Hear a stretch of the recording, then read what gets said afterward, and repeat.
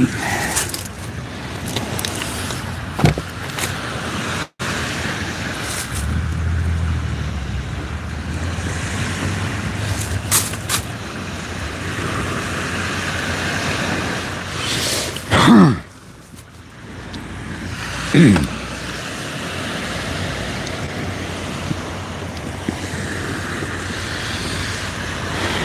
back to KayakDangler's Fishing Adventures, where today we are fishing on the beach.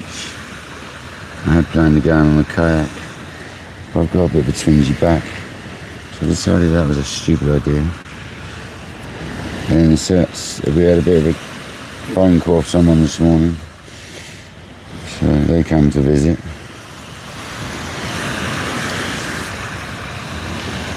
Happy days.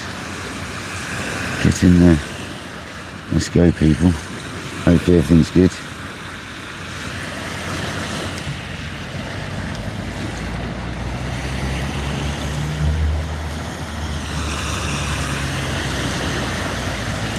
Let's go, folks. Why the hell won't the chat come up on the other phone?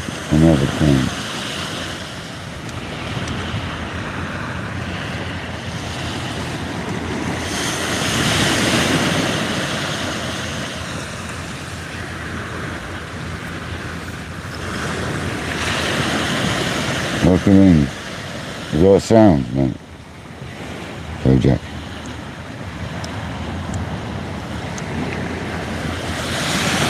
Do we have a sound, baby? Brew Daddy, welcome in. Jamie Murray, welcome in.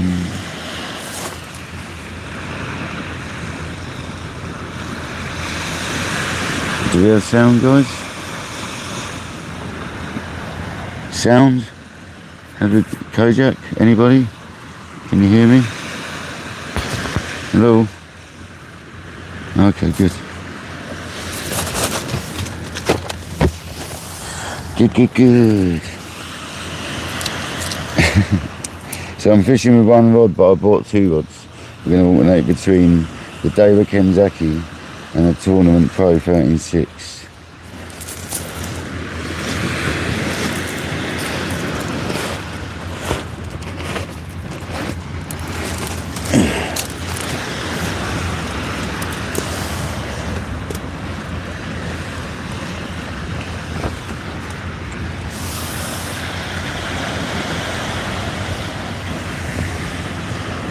Ryan, welcome in.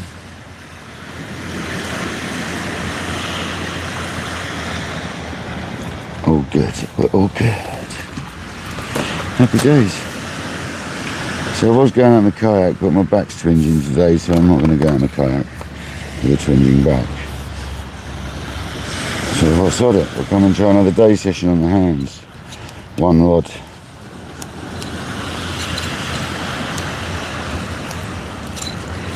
There was a poacher where I normally fish, and it wasn't Patrick. There's a poacher where I normally fish, unfortunately.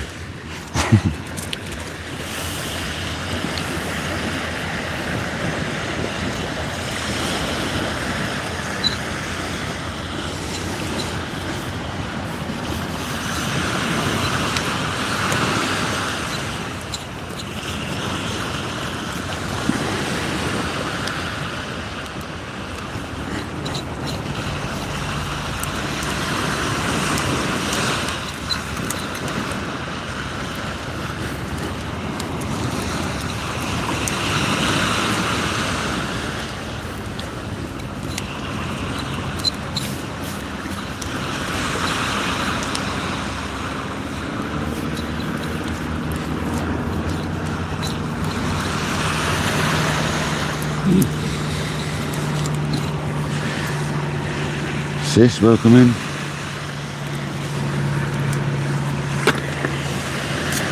Welcome in, everybody. I'll be with you in a minute. There you go, Peter Crab, no additives. Let's go, what's the rod list, kid? What's the rod list? Kiddo.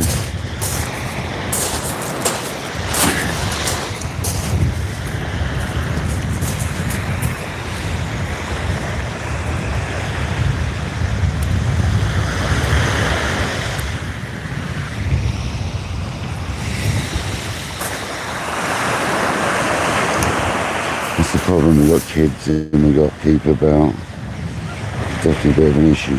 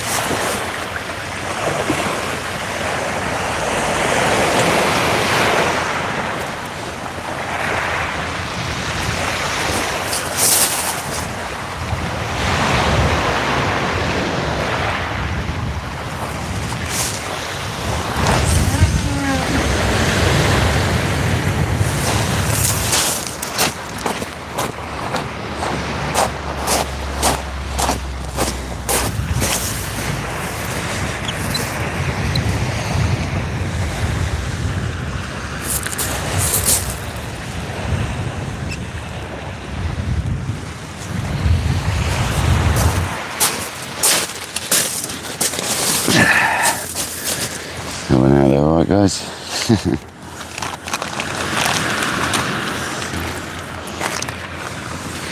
Now we've got to get John B out. It's all about John B.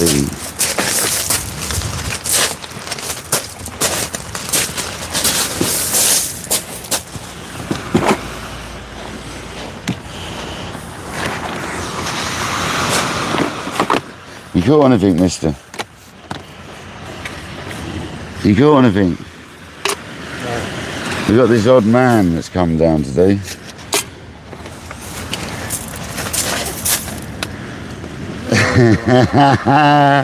Skeet is in the house. Skeet is in the building. The man, the mystery, that is Skeet, people. The mystery man Skeet is in the house. You've been on air a few times, haven't you? Crime Watch still haven't caught up with you yet, so you're alright, mate.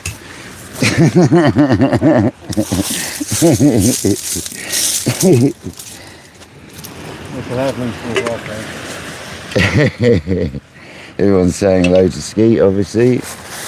Hi everyone. Hopefully we catch a hound, guys. Someone's been poaching our swim now, unfortunately. We got here an hour too late, half hour too late, half hour too late. Yeah. But that's alright. We come next door, and I know there's an awesome patch of sand next to that reef. Although to be fair, that cast is risking it with that pillar, to be honest, because I think it's dragging me around. So I think I'm going to recast that right now before I get stuck in a pillar. That does look like it's dragging me around that way. Thinking about it, I'm not in the other swim now, am I? I'll cast more to the left.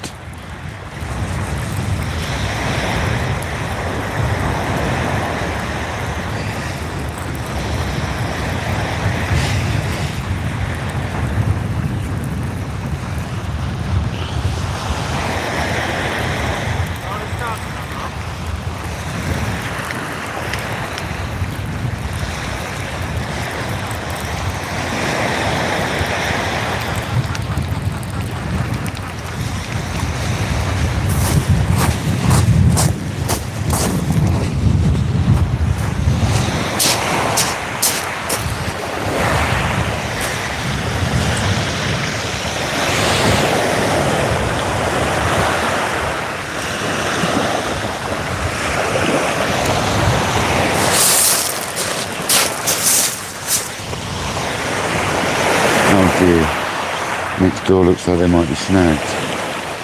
A little bit, bless them.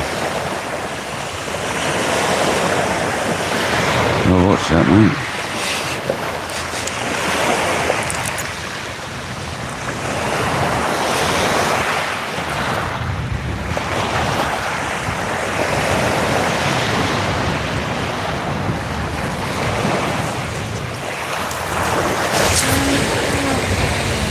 That's better. That was better.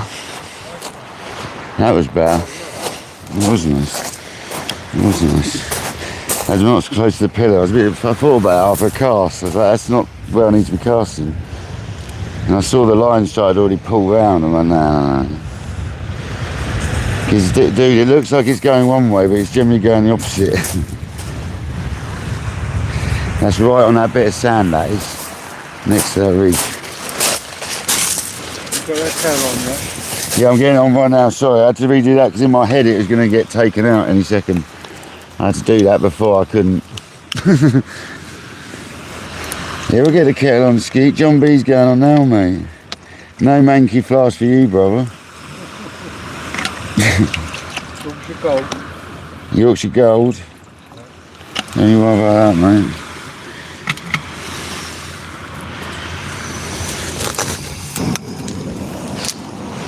You worry about things like that. Go and have a flick, mate. Yeah, I'll have a quick flick.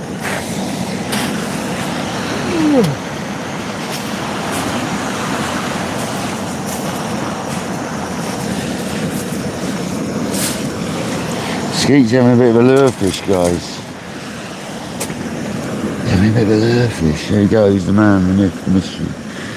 Skeet. Welcome in, guys. Foot rot. Welcome in. Some awesome names come up on YouTube. George in Germany. Blue, welcome in. Blue, white, welcome in. John B, obviously. Always in the house. Martin Brown, welcome in.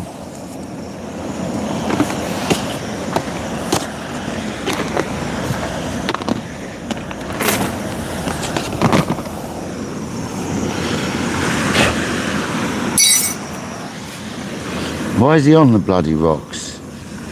Get off the rocks, Skeet. I know you're like a falling. You don't need to be on the rocks.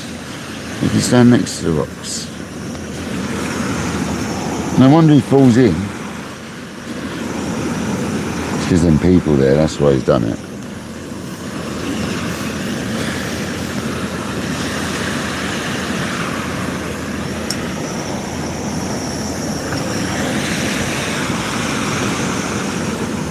Simon, if you're watching, mate, no wonder he falls in.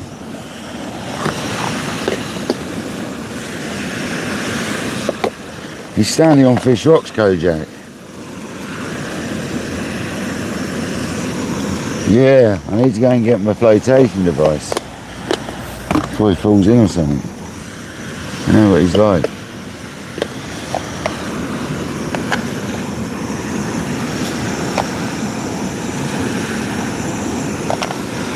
There's one and a bit of sugars in his tea. He's such an awkward bugger.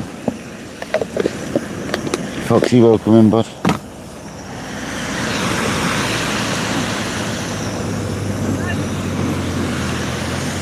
He loves a kayak cup of tea, our Skeet. That's the only reason to come over. Literally.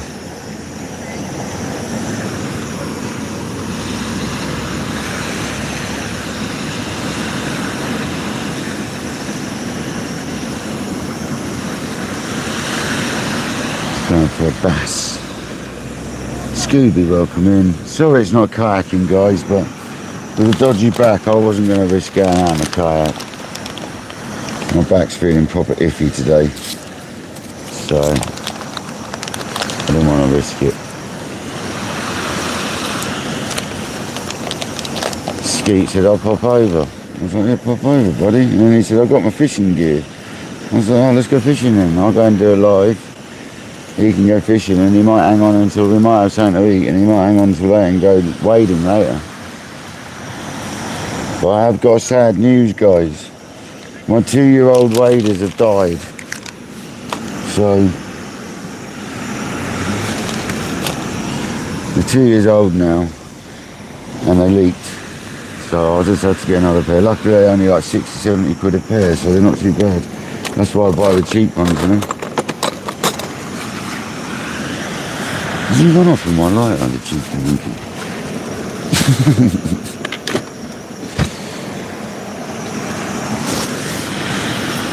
Where's it in? I think he's gone off with it. Is he one of them?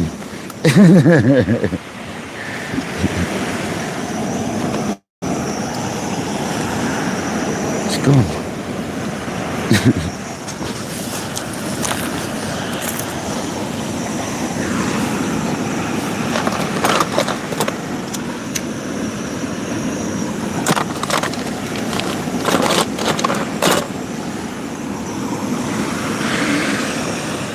Cheeky, mate. You're watching.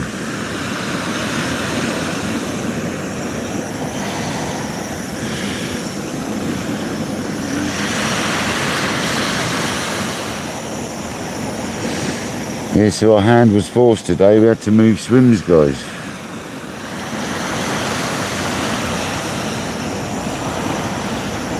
Never mind. And I'm going to change the 7-ounce leads, I've decided. Because that's a bit stronger than you think, that tide.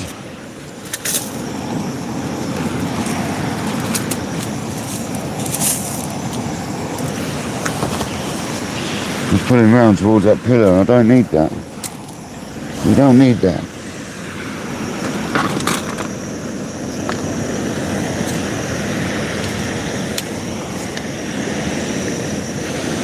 Still on Craig's Sea Rates demo leads. Because I had some 7-ounce variety.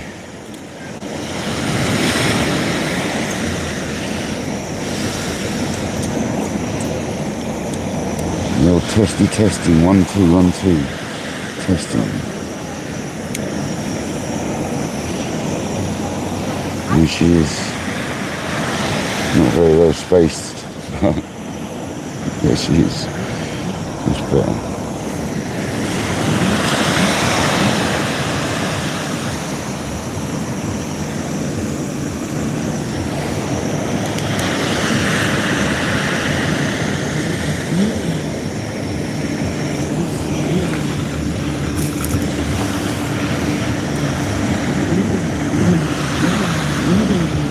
And there's another reason. Look at it. Why be so close in your show off? How about you go out a little bit, you poser?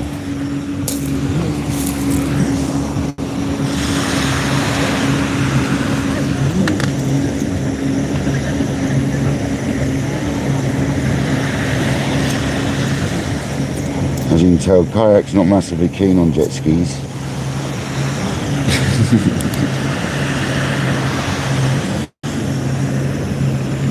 John, how you doing, buddy? Ski hung up. Oh.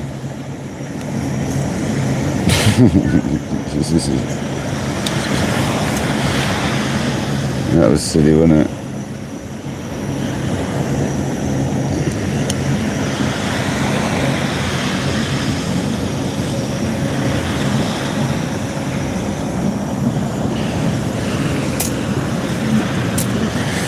So I will get it back later, it's not a problem if it comes off.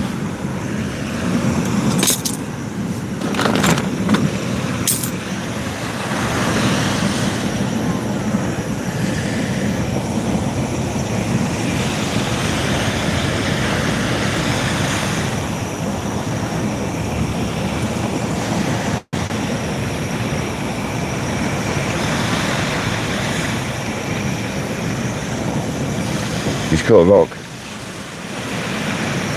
Better than nothing.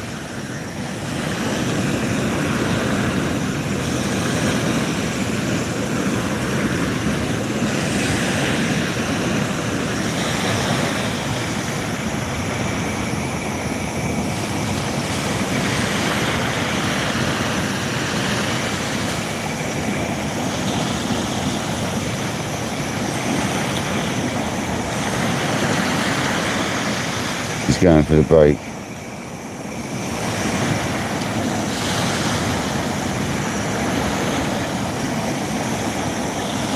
You might have got it back. Might not have.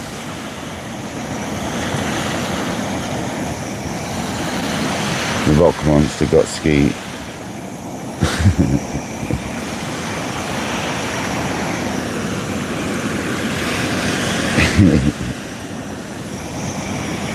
Did he get it back? That's the question. I don't think so. We'll get that back later for him anyway. Oh no, I got it back. Oh, he's in this cabbage. Yeah, but you get your... you shouldn't get your bloody dog on a lead. Not good. Pisses me off, man.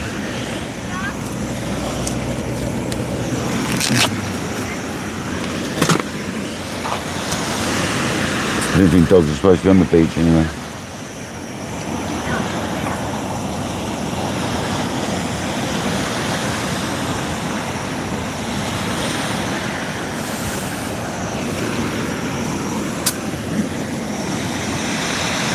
Did you get the lure back? No. No.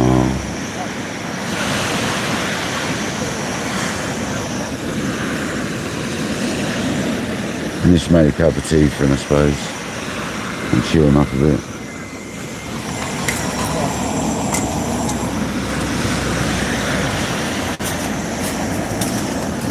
No, the dog will eat a line. Yeah, I played it a little bit too deep that one. You got rock monstered, mate. You get that back later.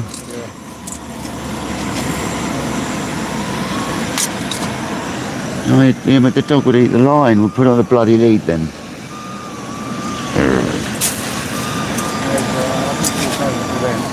There goes John B. Yeah, you did poach a bit, didn't you? Yeah, I did a little bit.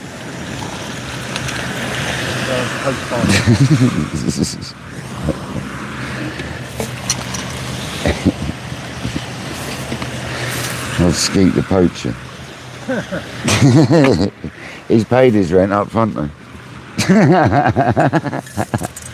got to find new marks somewhere. Yeah. Yeah, he's poaching my spots. I'll go to get on the reef later and he'll be there. I come home from work in 2 days to get on the reef and there'll be skeet there.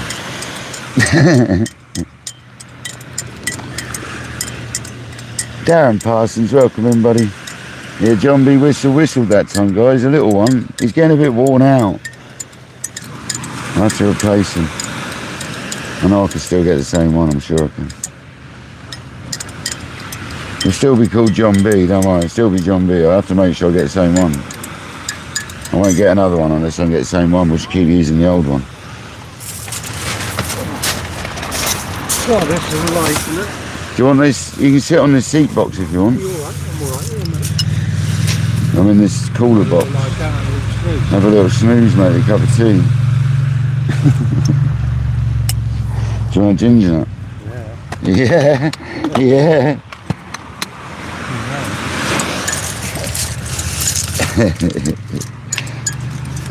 Yeah, Kojak, Skeet picked up a stone and went, oh, I've got to keep that. He's another weirdo. Yeah. Stone man. And a shell man.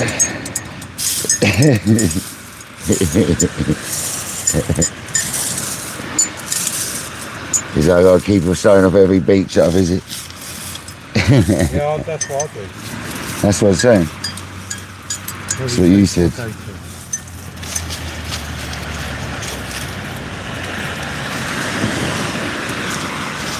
I've got to go to 7 ounce lead ski, the 6 ain't quite cutting it. I'll get down to our beach, find shark's feet down I know you can, mate. There you go, boss. there. Yeah, shell, mate. Where's my ginger? Oh, where's your ginger nut? The cheek of it, mate. Demanding ginger nut before the tea's even handed over. Sorry I haven't got a saucer, sir, to put the ginger nut on. Yeah, it's alright. I'll make it. There you go, how many do you want? A few? Yeah, that's 3 would do me. Not too greedy, is it? You might have as many as you want, mate. There might be 4 there. There's 3 there. Oh well, 4 will do then.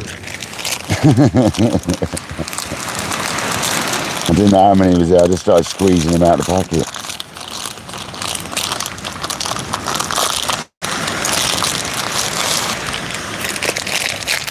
No ginger nut, mate.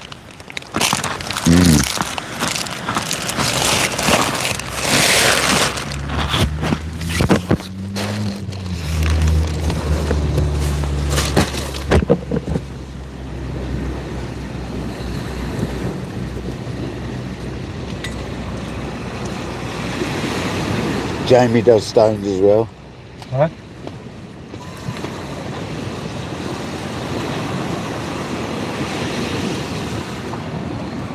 Jamie collects stones as well. Ah.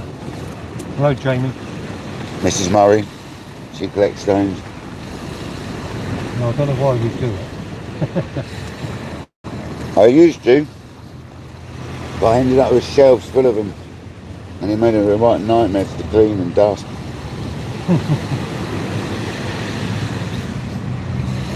So I took them all back down the beach.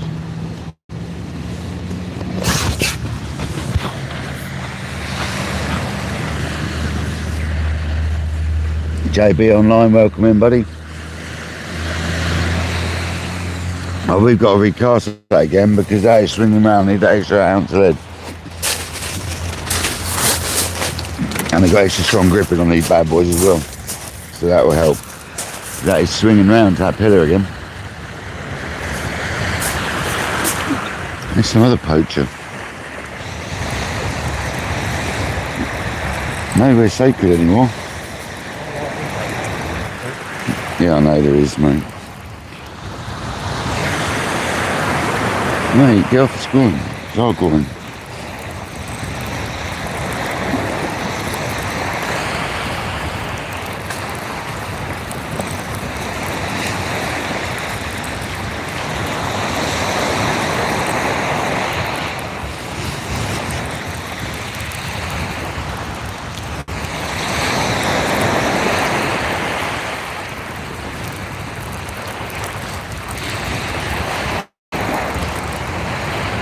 What's up, kid?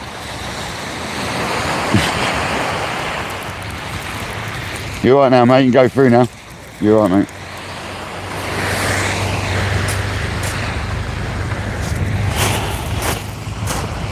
The bait's still on. I'm just going to get some oil on it. Change the lid.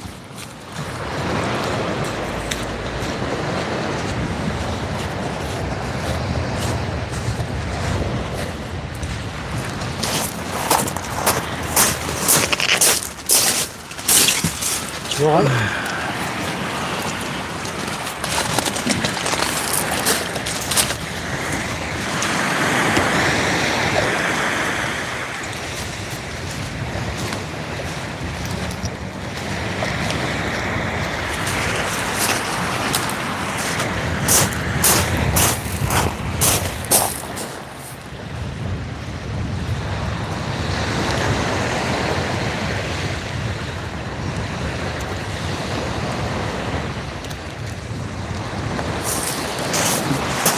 Kill that bad boy for all that. The old holy mackerel. Kojak got me. Good bait added to that skeet. Here he is, mate.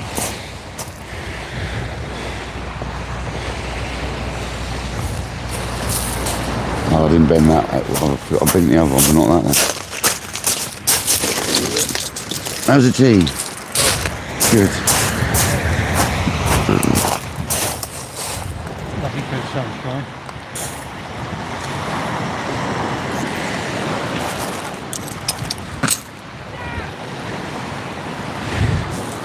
Good. Sorry for that fisherman on Skeet's groin over there. If it snaps off, it's going to hit him. That's not my problem. You shouldn't be over there. Fish is intruding on our ground. Intruding, I tell you. Bit cheeky, really. Plenty more groins to go on. Just another lazy person.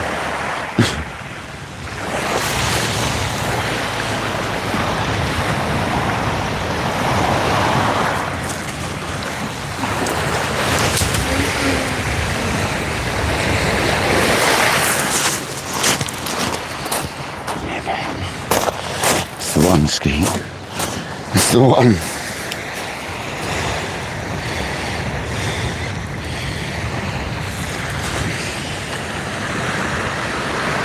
If Sean the gardener's in here or fairground, it ain't it's righty today, mate. I'm afraid there is no lefty. You can make it lefty. It can identify as whatever you want it to. So if you want righty to be lefty, that's your choice, Sean.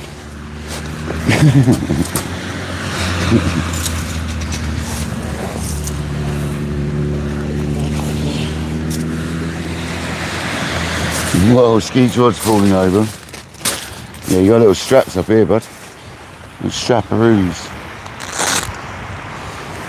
Strapperoos on the bivvy. You got poked in the eye by Skeet's rod, as wrong as that sounds.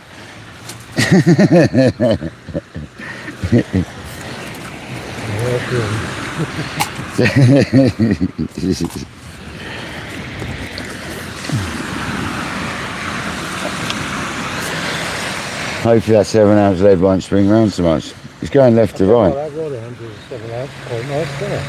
Yeah, they're designed to. The Kenzaki handles it better. The one that's behind you on the bivvy, yeah, that'll be my next one that I cast out.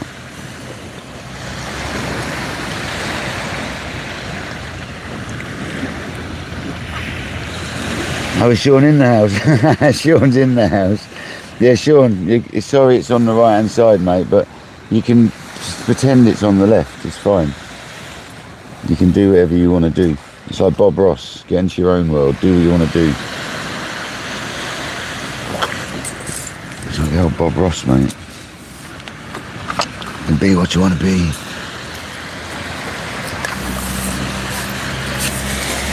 Go on, mate, add to the collection, we'll get it later.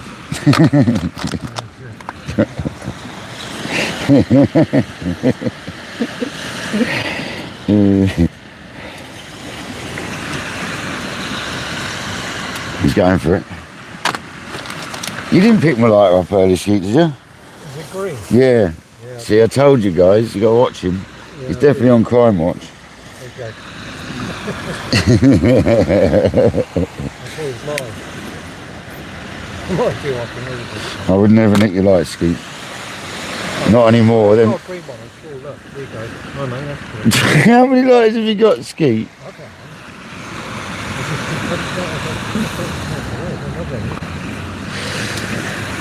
Holy smokes, that's 3. He doesn't like losing lighters, as our Skeet. He's got spares. The man's got spares. One of them lighter thieves. Yeah, John, you got to watch him. It's not thieving, is it? It's just borrowing. In fact, what you automatically do, you put your lighter in your pocket. It's borrowing, isn't it? Put your lighter in your pocket. Just looking after it. Yeah, well... Keeping it warm so it works for next time. No, I used to have a habit of doing it. Sit there fiddling with it after you light, and then in your pocket it goes. It was never intentional. It was always like, someone go, you got my light, and you'd have nearly a punch up over. I haven't got your bloody light. I wouldn't nick your light, and then you look in your pocket. Oh, yeah. So I might have used it and forgotten it wasn't mine. Yeah.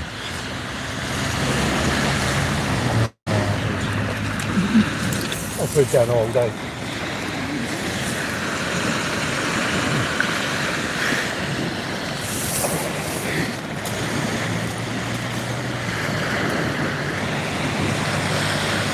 Look like a savage seeker.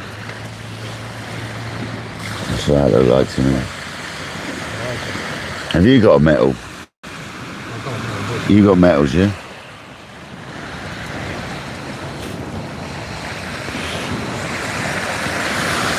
Punch a metal out down the side of that Yeah, I might do that. groin. There's probably a bit of weed coming through, like you said, though. It's in close, isn't it? You can probably get over it all the time you're not getting done up. Yeah, that's it. It was all right up there. I picked up a bit over there. Be nice to have a big old fish. Yeah, it would be.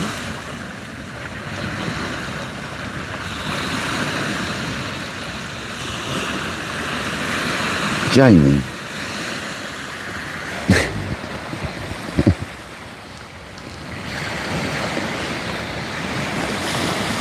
Yeah, I do like these rods, Skeet, the new Tournament Pro 36s, mate. Nice. Yeah, no, they work well for me. The Kenzakis are lovely. I can use it, but you know. No, they're lovely rods, mate. Yeah. They've got a very different action to the Kenzaki. It's a lot softer, even though it's fully carbon still, it's a lot softer. Yeah. It's got a through action, where the Kenzaki is very stiff in the butt and this midsection, where these are a lot softer right through. That's what you want anyway, isn't it? Well, not always. The Kenzaki's a banging casting rod. much better for just like practicing casting. Do like That. a bend in the whole rock, not That's what these do. They bend right through where the Kenzakis don't so much. I might send them off to Roscoe and get them rebuilt, man. It's really tempting. Melvin, how's it going, buddy? We've got a guest today, Mr. Skeets arrived. He's like, come on. He's coming over to poach my spoons. Coming over to poach over this way. He's about 30 miles away. Not quite, about 20 miles away. 22 miles, something like that. I suppose it's closer than 50 miles where he's from, wherever far it is.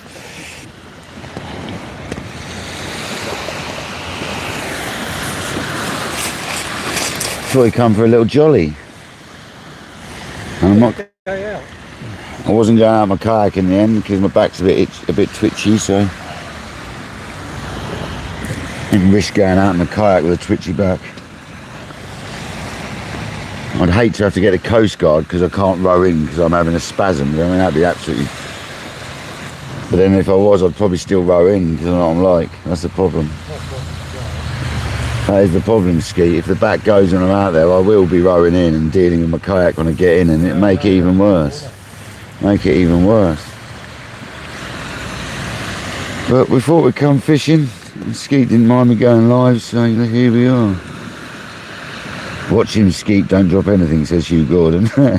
Watch him, KD, don't drop anything, he says. Yeah, you gotta watch Skeet, yeah. That's why I don't like being on cam. I stumble and fall all over the place. When you stood on that rock, I was like, you don't need to stand on the rock, you can stand next to it. You don't need to be, man. You get your lure stuck when you're up a bit.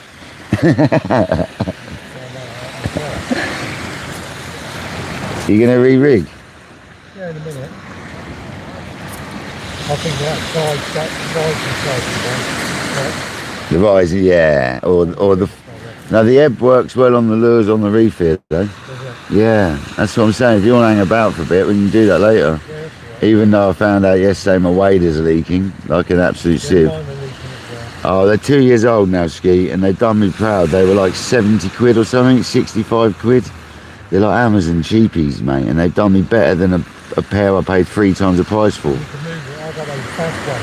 You know the one Paul Merritt's got? They're the same make as Paul Merritt's, but they're not the same one as he's got. It's slightly different one. But the old ankles where the neoprene, because I've got the boot one, like separate boots. I've got obviously stocking bottom ones. I've got separate boots. So, and it's just the seam around that stocking joint, you know what I mean? It's alright, I'll buy another pair, they're 70 quid. It's not worth worrying about. They're not 500 quid like an expensive pair, are they? No, that's right. That's why I don't buy the expensive ones, Skeet, because you buy them and a year later they leak. So what's the point, isn't it? Do you know what I mean? You might as well buy cheap, last you 2 years, buy another pair. Kneel down on stones and things like that as well. I was bigging them up yesterday as well. Yeah, these waders have been banging. It's a good job I had my rubber socks on that go up to my thighs, Skeet. Because it was only the bottom little bit that leaks, so... Mine leaks around the... Exactly, yeah, exactly where it leaks, around the stocking bottom. Because I've got stocking bottom, not boot ones. I've got, obviously, ones that you put into a separate boot. It seems to leak and then seal up. Well, both feet were wet on the rubber socks. Mine don't get wet. It just leaks a patch of water in. No, I was wet, mate. And it wasn't my trousers, it was just below, it was obviously the boot down at the bottom. So. New waders imminent, whatever the bloody word is, imminent. Now you're out there. That's right, I'll order them later, they'll be here tomorrow.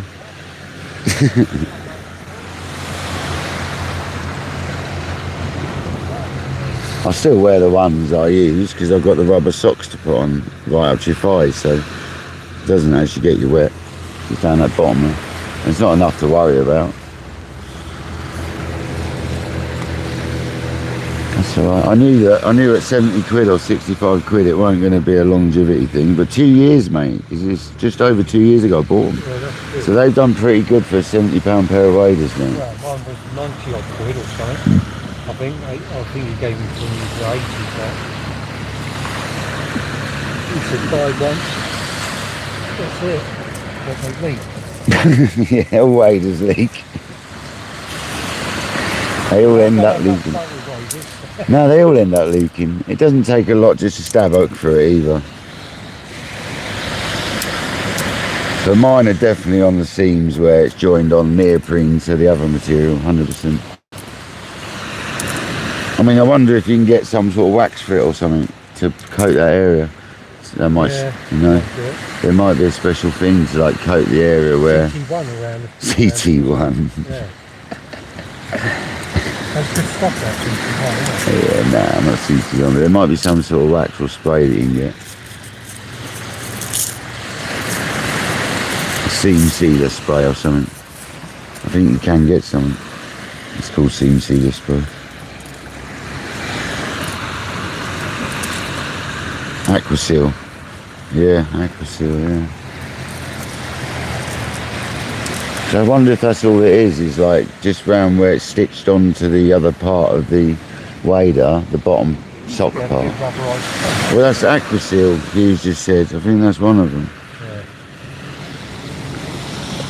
And you sort of like, it's like a fixed spray type stuff or whatever, and you spray it round, it makes like a coating over it. Yeah.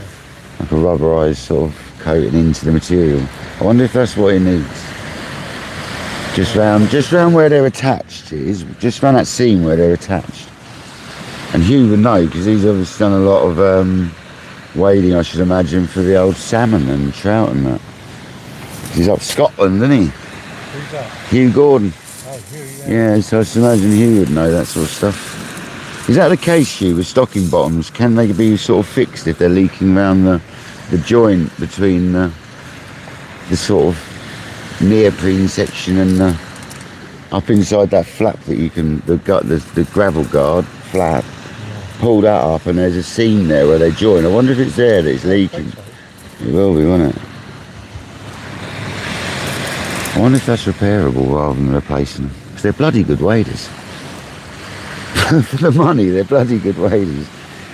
They're comfortable, they fit well, and they were very reliable up until now.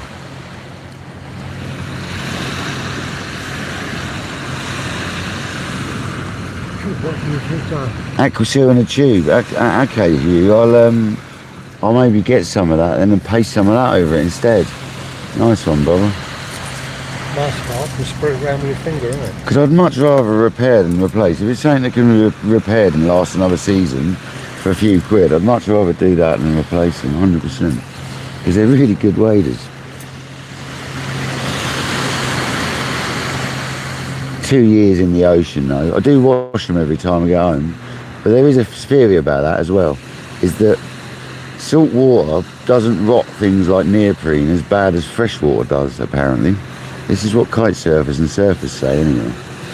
Because the salt water's got some sort of bacteria thing, isn't it? Anti-bac built into it. Fresh water's not some sort of, it rots more, doesn't it? I don't know how true that is. Rubberized silicone sealer. Okay. Skeet has some waders for sale, John B says. Yeah, I brought them over for you, John. He's got them here for you. Come and collect them. Yeah, he says he's coming down to pick them up. Yeah, I know what Aquaseal is, Hugh, I know what it is, mate. And you just smear it into that seam sort of thing. I get what you're saying. Just literally get it on there and smear it right into all the stitching and all that. Yeah, that might work. It might be worth a try.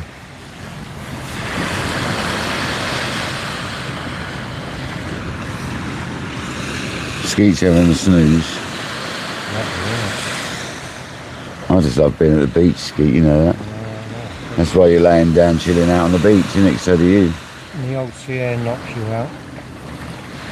You always get good sleep after. Yeah, you do get good sleep.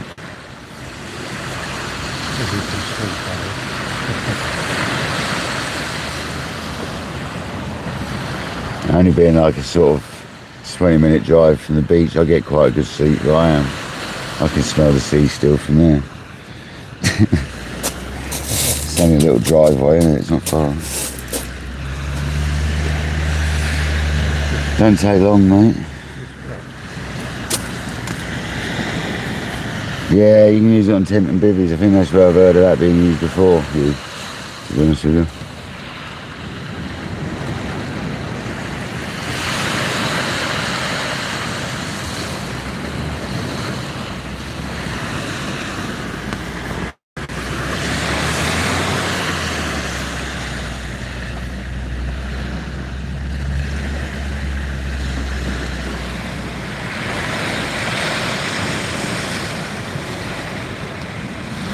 Are we going to get a hound? What time's the tide, Kojak? Was it 1:45 or something? Is it now? Is it literally now or not? Is it 2:15? I can't remember. I can't even remember.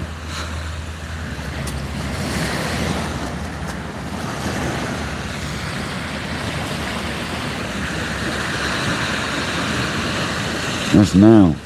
Literally. Any minute. Where are these smooth hounds, man? They're really not playing ball in the day, are they?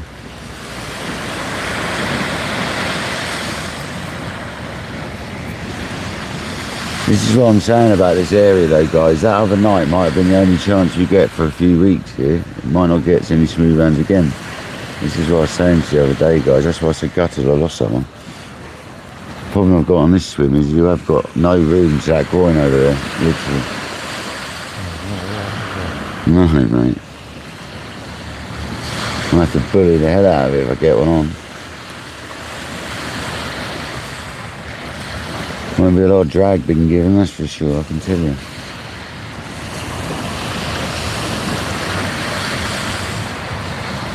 Plenty of stretch though, the old mono, mate. That's the thing, isn't it? You can have the drag quite tight when you're using monos because it gives you a lot of stretch, doesn't it? A lot of play. I tried braid skeet and I can't deal with every little tap you see, mate, from crabs and... I know that cuts the weed up, doesn't it? No, I find it better, to be honest, because if you do put a shock leader on it with... I was using £60 braid with £90 braid shock leader, and the knot's really clean, so it doesn't get such a bad... But I only used a casting leader, I didn't use like a big long one. It was only just longer than the drop of the rod plus a few turns, just for casting purposes with a finger stool. You got to think about the lead size on it. You still got to think about the lead size of braid, you see, for the poundage.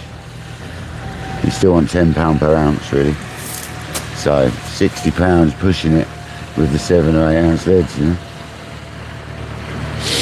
So that's why I put the rubbing leader on it. It's not rubbing leader, it's casting leader. I didn't like it, dude. Not on. I've got it on fixed spools. It's not me, man. It's just every little tiny knock you're like panicking over, like nothing.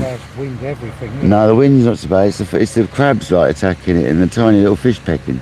It looks like a massive bite. You got to get used to big-looking bites, not actually being very big bites at all. You got to get used to that. And I'm not. With braid, you see things you won't even see when you're using mono. Do you know what I mean?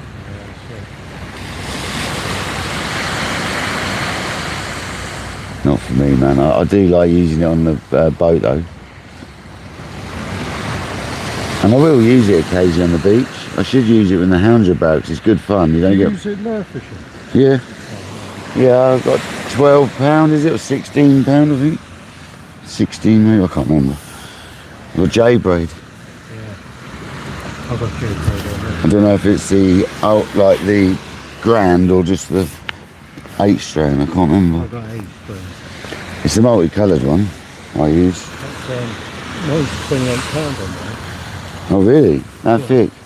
Yeah. Are you fishing rock marks? I find if I use like a line, I get more wind than the real knot. I find that the opposite. That's really odd. Yeah, it must be the real. I think it's real dependent, man. Yeah. I find it the opposite with the kingfishers, or king spinners, or this whatever they're called. I can't, you know, the pen reels. Are they kingfishers or something? I can't remember. I've got them, and they need lighter line, and then so does the Stella. The Stella doesn't. It must be the way way they wind in or something. The Stella's got like super slow oscillation in it, like crazy slow. I find that thing out. I think it's, Anyway, Ski, most of the time it's not actually the wind, it's where it's not seen a loop. You've not seen a loop. Don't give it that little pull. Yeah, you've not seen a loop over the top of the spool. You're wound in, and then you've done your next cast and poof.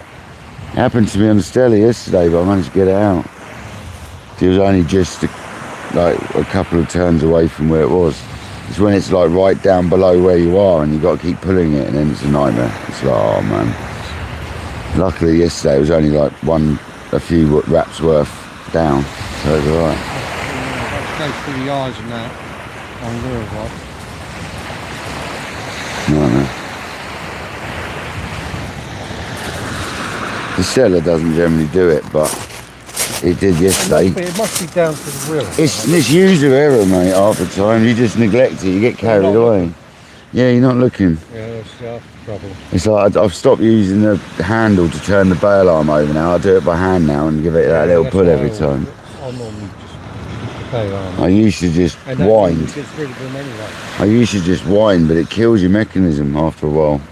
But you keep clicking over and stuff.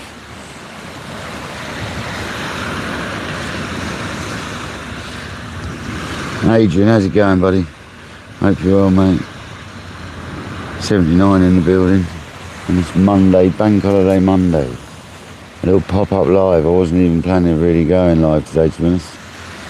And then Mr. Skeet came over and said, let's go fishing. So I saw it, let's go live then. He's blaming me.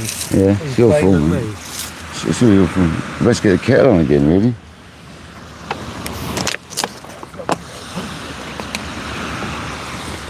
Let's get another one on, Skeet, innit? Yeah. Ain't gonna be a long session today, this one.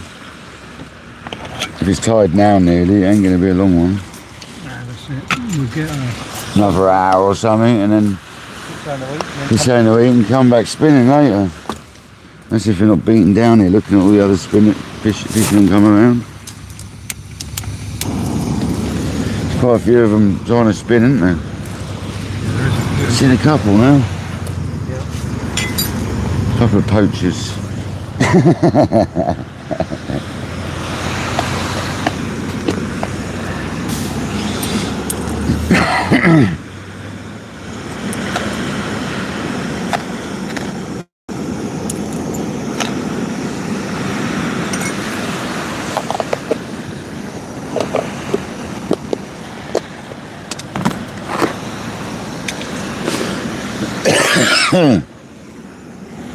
Excuse me.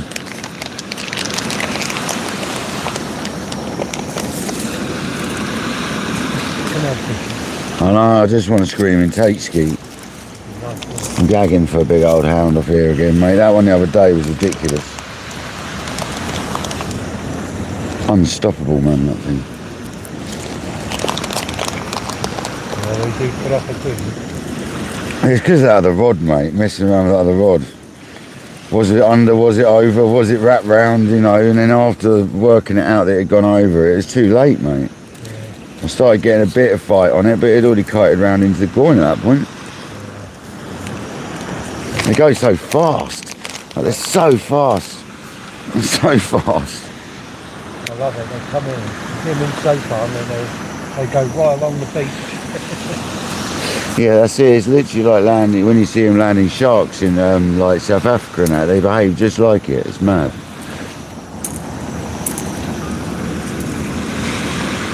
It's the closest thing off the beach in England we're going to get to catching a decent shark type sort of stuff.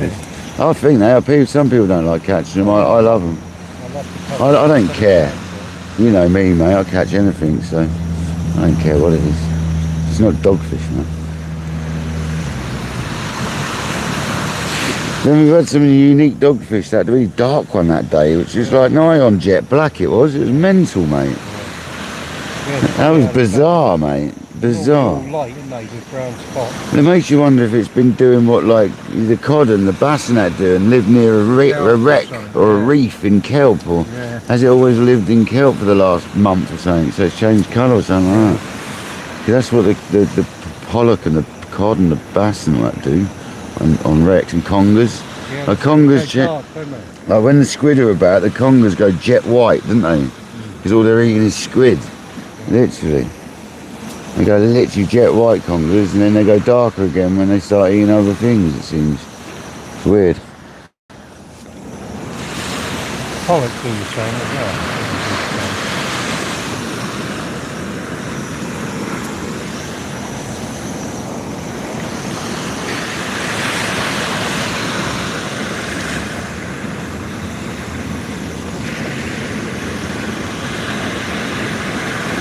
Welcome in, people. Sorry I'm not paying a huge amount of attention. I've got Skeet with me and we're just chilling, so I'm kind of waiting for that rod to get ripped over, really.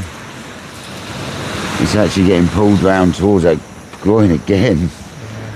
It's really strong, that. There's a good undercut. Yeah, I mean, with that as the basis on the shore, I wouldn't have probably been able to anchor on the kayak today anyway. Because that's showing me that if it's that strong on shore, I doubt I would have anchored up kayaking. Which has happened quite a few times. It's bouncing weight. What's that? Bouncing weight, mate. And that's a 7-ounce heavy duty gripper lead. Like, yeah. There is an undercurrent, right? Yeah, mate. Yep. And then that's not even ripping the wind or anything, you know? That's what I say about this beach. I can't fish it if it's blowing anything more than 20 mile an hour southwesterly. Because you've got the undercurrent plus the wind, it really screws you up, man.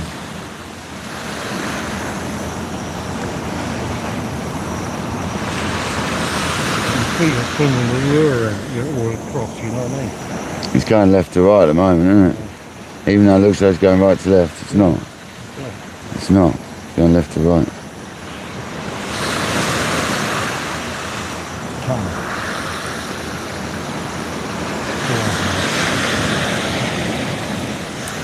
Oh, I wanted to scream off, man.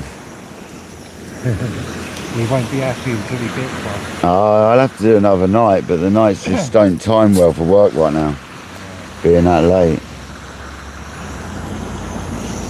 But when we get them here, Skeet, it's normally really good in the day. So June, July, you can come down in the day and pluck them out like one after the other. So, yeah. Well, you could 3 years ago, and I think this season's going to be like 3 years ago. I've got a feeling it's going to be a good one. I reckon they'll be here again. But the crabs got decimated 3 years ago when they came through, so we haven't seen crabs on the beaches like we did before they came through, you know? So that's the problem. That's one of the reasons they were here in numbers.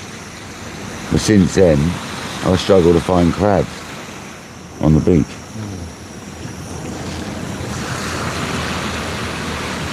Spiders are coming in, aren't they? Yeah, spiders. We don't get a lot of them along here either. Shallow water, man. Shallow water, and you've got current as well. Yeah.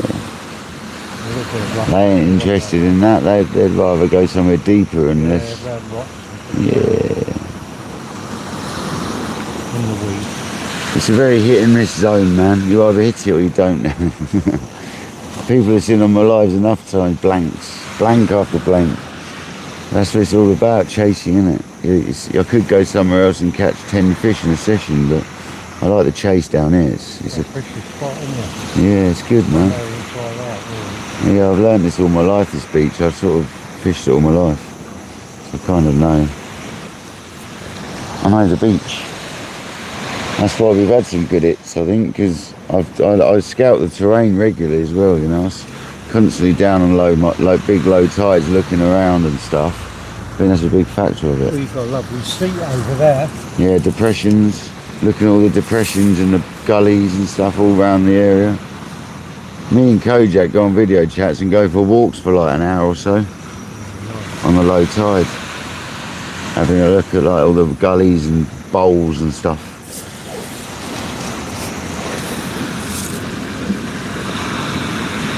King prawn kosali curry tonight and Peshwari naan. That sounds amazing, monster. Wherever that is. Sounds amazing. You're going to bring some down, mate. Sparky, J Sparky, welcome in. You're an absolute legend. Sorry if I'm missing anyone coming in.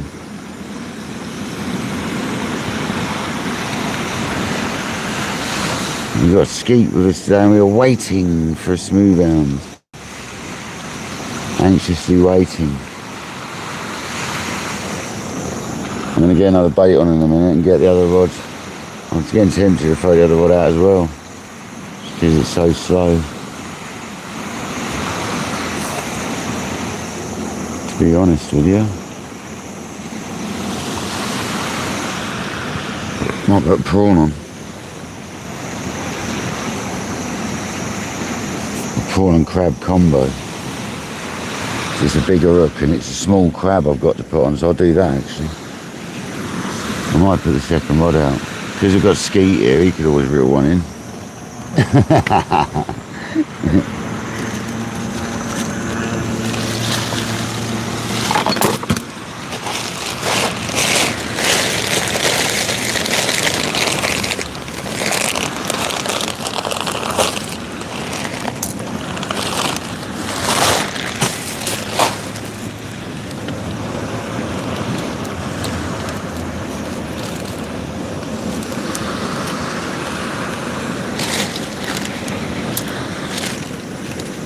Oh, I'll give that bit of bait away to the old fish gods.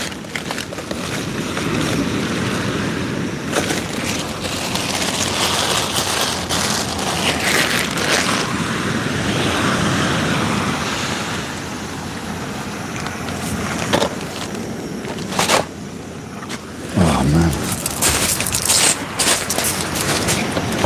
Come on, John B, boil.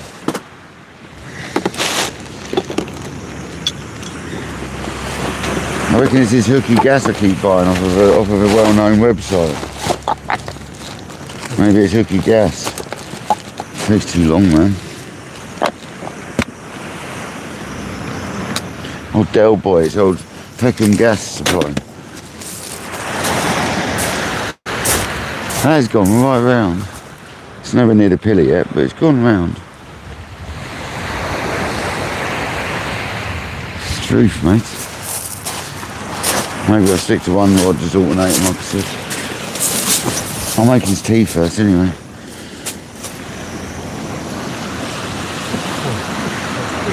Has that wind changed again? Has it gone more easterly? More northeast, northwest? Is it coming off the sea now? Yeah, it is. Oh, it's gone more southerly, yeah.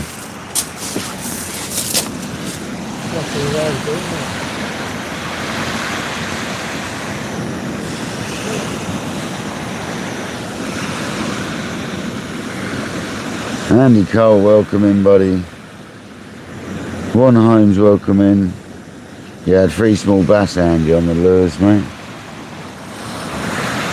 I had it on the Pirates Lures Jelly. And 12 centimetre, I think it is, or maybe 14. It's quite a big one. I had to use the bigger lure because the wind. Yeah, we had 3 in the end. It was alright, mate. It was alright. In the daytime, I had blanked. I picked up a checkbook and pen on the morning session / afternoon session on the rods, and then lure fishing I had 3 little bass. Picked up a checkbook and pen yesterday from the day session, a bit like this one. It's just gone high tide, so we could still get a hound. We had a hound till about an hour afterwards the other day, didn't we? So we've still got time. We've still got faith. Or a bass.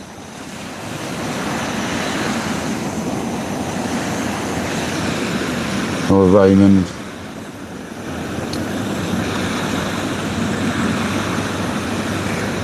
Or last night. Yeah, man. How did your crabbing go? Did you get many? Did you get any peelers?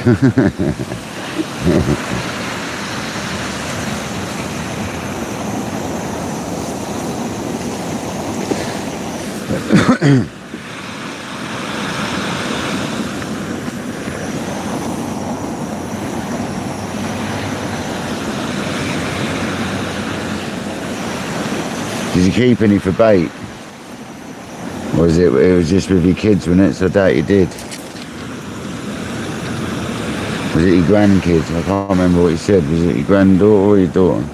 No, you weren't going for bait, you were going for the kids. You can't exactly say, sorry kids, we're going to be taking this bucket home. Why is that? Well. Yeah.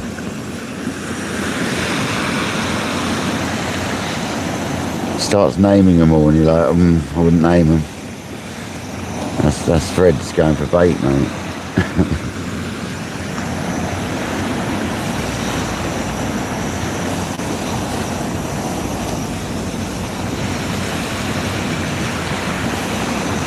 Struth, man. In a boat like that close in, what is the need for it? It's just look at the size of my plums, isn't it? Look at me, mate, in my big old boat. I'll drive in very risky water in a big old boat like that, where there's reefs and stuff everywhere. Watch him donk that reef that's coming up to him now. Bosh. Yeah, I didn't think you were allowed to come in that close to the boat like that. Well, they used to have buoys all along here, but they only put them a little way now. They don't bring them right along like they used to. That technically is in swimming zone, just, yeah. Just. It's, the buoys were just beyond that. So yeah, it's just in the swimming zone there. And it is, I probably know who it is. I've got a friend whose brother sells posh boats. I bet that's one of his loaners. He's off to Brighton to get drunk. And then drive his boat home drunk, you know, as you do. Get his missus to pick him up from the marina. You know the one.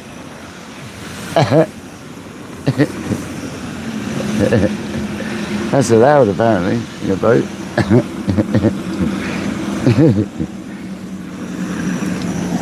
Do it in a car, you're nicked. Do it in a boat, it's fine.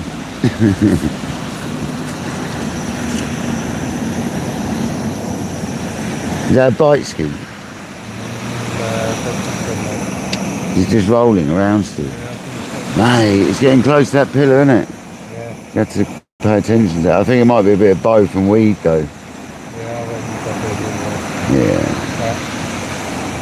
Yeah, I'd say so.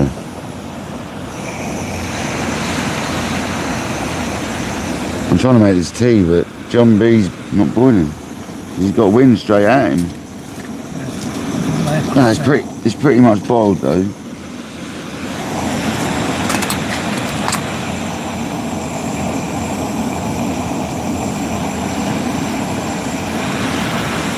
Maybe John B's a bit furry. Maybe it needs a defur, some white vinegar.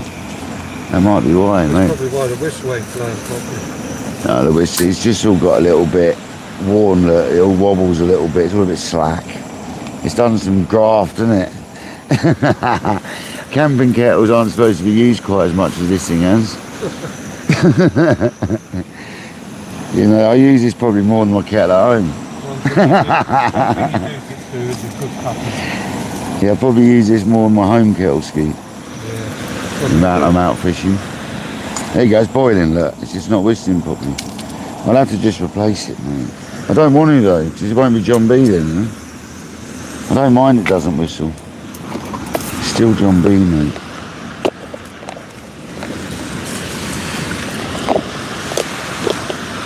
You need, when there's no wind on it, it needs to be perfect conditions.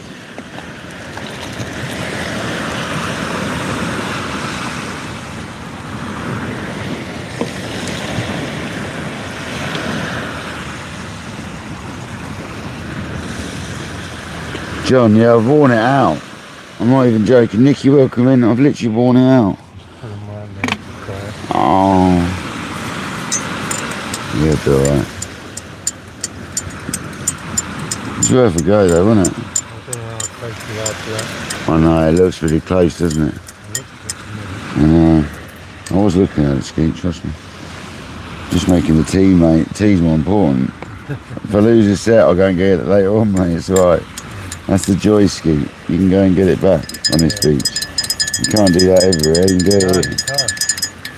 Go to Cheshunt and lose a set, say goodbye. Yeah. Go to some place in the Surrey and lose a set, never seeing it again. Yeah.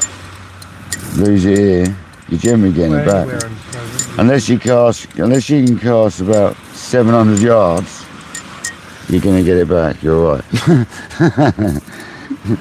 like having a wall. The tackle. Yeah, I bet it's good. Yeah. People lose on the bottom there. Don't read it in fast. On that bottom ledge, yeah? Yeah, that last little bit. Yeah, that a little ledge and that. You've got to keep that rod up and fast. Never fished it, man. I have to come over and fish it one day. It's a good spot. Good congas there. I know you get good congas there, yeah. And hounds, rays. I know. I've seen, mate, I've seen. Those fish ones kick all the time. And I could hardly cast then, Kai. I was just in the water, you know what I mean? You weren't using a fly rod, man? Oh, that's a good point. I could take my fly rod out for you. Yeah, that's it, yeah. Later on. Here you go, Skeet. Here you go. I'd video that. Yeah, I'll video that.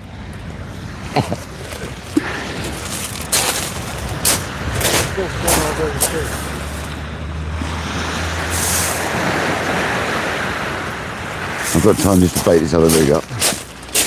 Cast that out to the left and then reel that one in. That's what I've got time. Oh, nearly got Skeet in the head with a hook. It's because I'm not used to having guests. He took out old Sir Skeet there. No. Simon would have just got you. Probably. Oh, Simon looks after you well, doesn't he, bless him? Yeah, he's alright, he's a good man. He respects his elders, is he?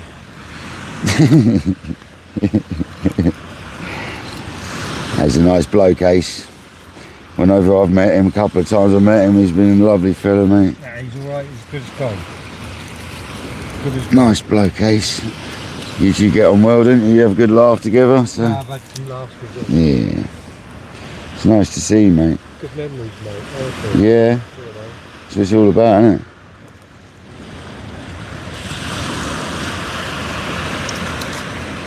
Well, I wouldn't have had him without him, you know what I mean? You wouldn't have been fishing a lot of the places you have been recently, would you? No, If it wasn't about Simon, you'd have, because your mobility and that on your own. Like my butler.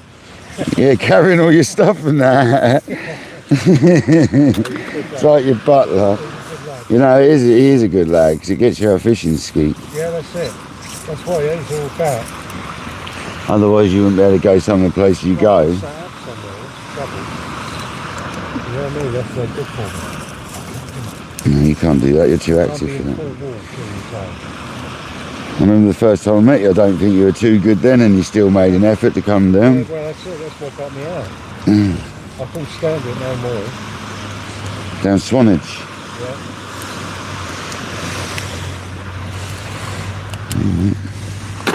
Right, so that's a prawn. That's when you had that nice, That ray, mate. 100 ray, you were there watching. yeah, You watched me cast, you watched me catch it.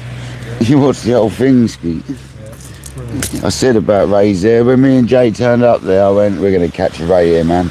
I got all excited, and boom, we caught one in the end. We only had one, mind you, didn't we? Come on. You went for a rain, you got one. I'm going to get that rod in then cast the other one. God, mate. Probably a hound on it, I didn't even realise. God, that has gone right round. Luckily not into the groin yet. So much weed. Here comes the May rock, guys. Now it's the Monday litter pickers. Are you alright? You can go through, you got a while.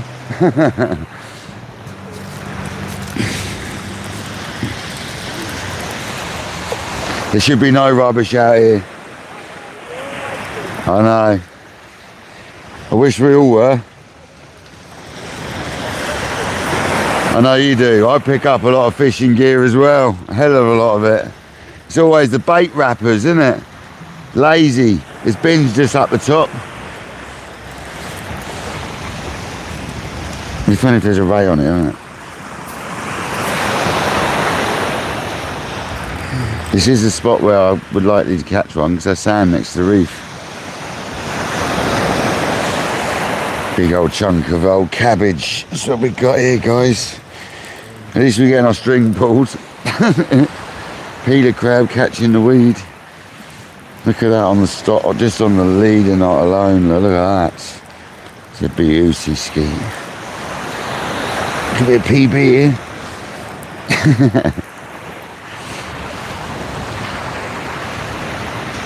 Bloody hell.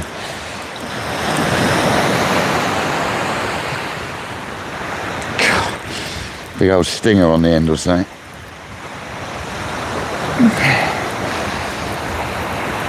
I've had strange things happen.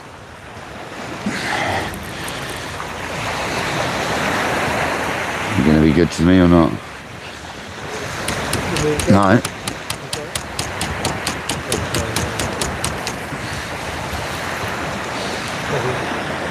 No, you're alright, Skeet, don't worry about it. I'm good, the lead's in.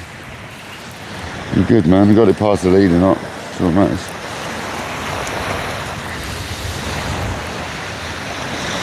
Thank you. Very nice.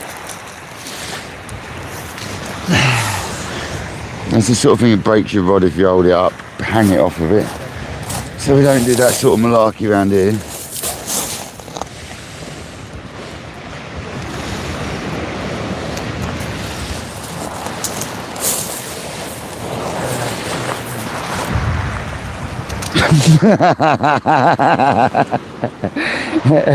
Did anyone get your tea?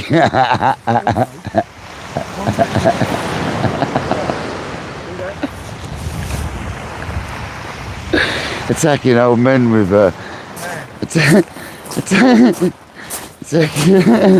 attacking old Skeet with some seaweed. He did none of it land in your tea.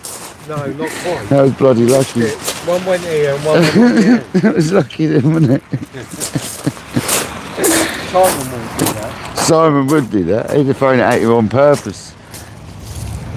That was an accident. I know Simon would ski. You two have a right laugh, I know you do. That is funny.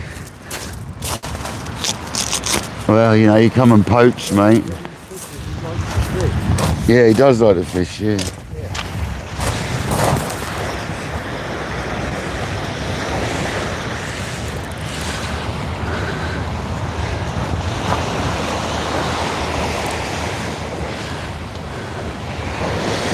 Attacking Skeet there with the old seaweed, guys.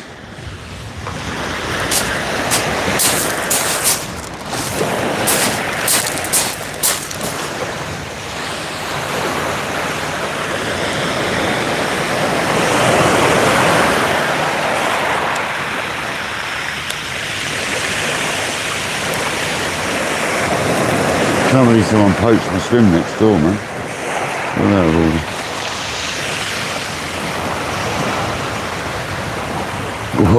Whoa, it's a totally different rod.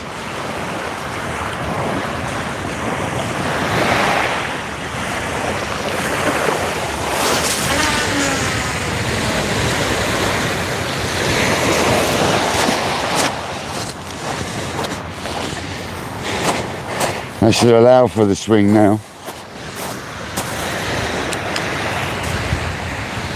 I should have allowed for it. I'm going to put it on the left hand side for Sean. Sean, if you're still there, it's now lefty, mate. And what about that then? I've given Sean his lefty.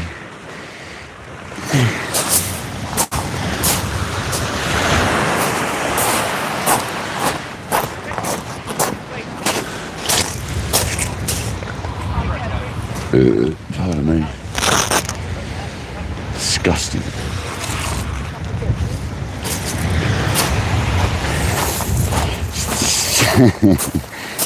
Skeet's on the stone hunt. Now he's cleaned his hand a little bit, he can look for stones. Who's given me a donation? I missed it. John Campbell, thank you very much, brother. Someone else has as well. You're absolute legend. So is Thomas Lewis, you're absolute legend. Sorry guys, missing all sorts of stuff here. Absolute legend, thank you very much guys. Patrick O'Leary, Welcome in. Jackmon, welcome in. Poor old Skeet got attacked by seaweed then. Patrick, they're in my swim, mate. Someone's in my swim. Someone's in your swim as well, I think. Honestly, Patrick, we've been invaded, mate. Anyone would have thought it's a bank holiday Monday and it's nice weather. How dare they come out and enjoy themselves? How dare they, Patrick? I could have taken Skeet out on my kayak, you see. He could have sat on my shoulders or something. Yeah, that's it. It's a shame I ain't got a two-manner, really. I could have paddled and you could have lure fished over the side trolling. It could have been a team effort. Yeah, that was it, wasn't it? That would be the one, mate. Yeah. It is quite chilly out there, though. When I went the other week, like a week ago or so, it was quite chilly.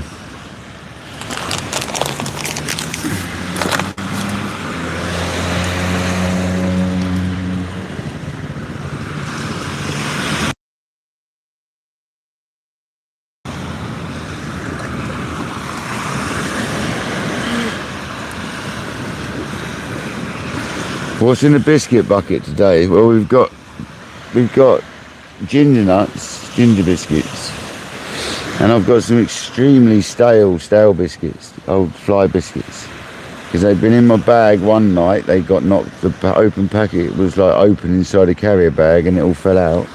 And then they've been in tin foil since. I should imagine they're pretty stale. Just for Jackmon, I've been asking for him the last couple of sessions, and he's here today, so. Today we've got excessively stale biscuits. No, Skeet's not getting them, he can have the ginger nuts. I don't know if Skeet wants any more right now anyway. Do you want some biscuits, Skeet? I might do in a minute. In a minute, yeah, so I'm not ready for them all yet. Ginger nuts are quite filling, for like 4 or 5 of them, it's actually quite a filling little biscuit. I think Skeet's quite similar to me in that fact that he doesn't eat a huge amount. I'm not a massive eater, man. I don't eat huge amounts. Jack, yeah, Jackmon. They're excessively stale. You go on the street. You get on the old munchies, yeah. The munchies are a different matter, mate. I'm talking about proper food here, not munchies.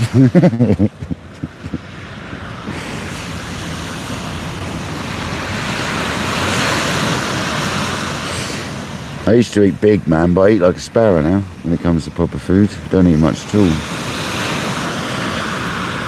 Don't need much.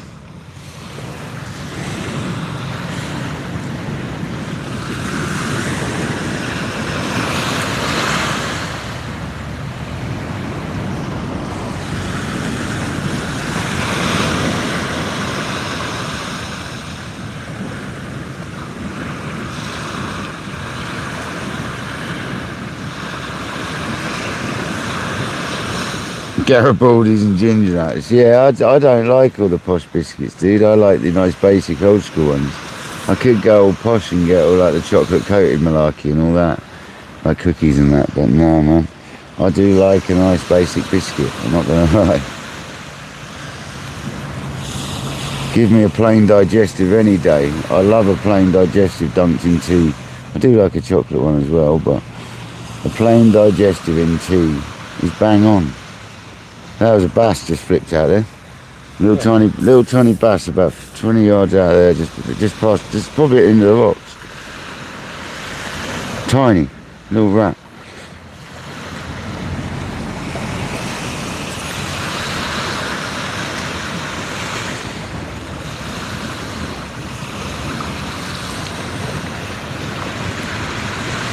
Little tail flick.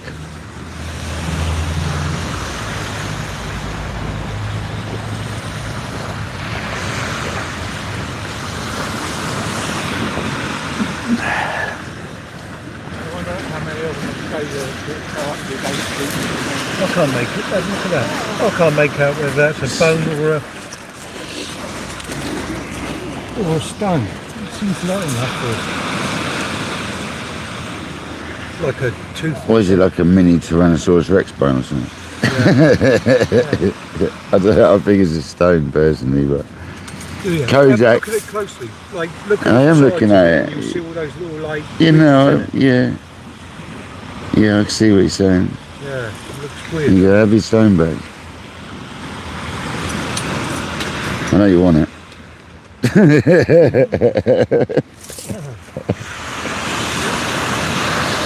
You know, it could be like a shark tooth, like encapsulated, yeah, something like that. Yeah. A really old one. Weird shape, right?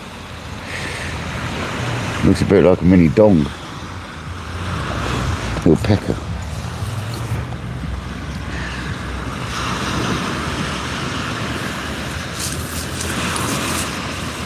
Scottish food parcel, shortbread and oatcakes. Go on. Nah, you don't need to send me nothing, buddy.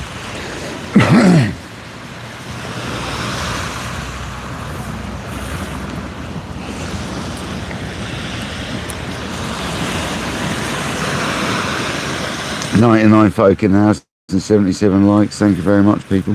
Legends, as always. A nice mellow, short session down the beach. Ain't going to be a massively long one. Another hour max, if that. Just a little pop-up session. Rachel Parker, welcome in, you and DJ Mouse.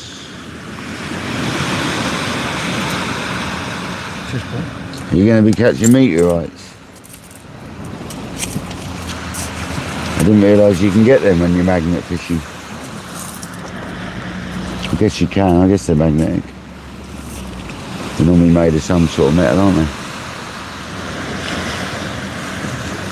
And the type of metal that they're made of determines the colour of the streak they make in the sky. I think that's pretty obvious, but that is the case.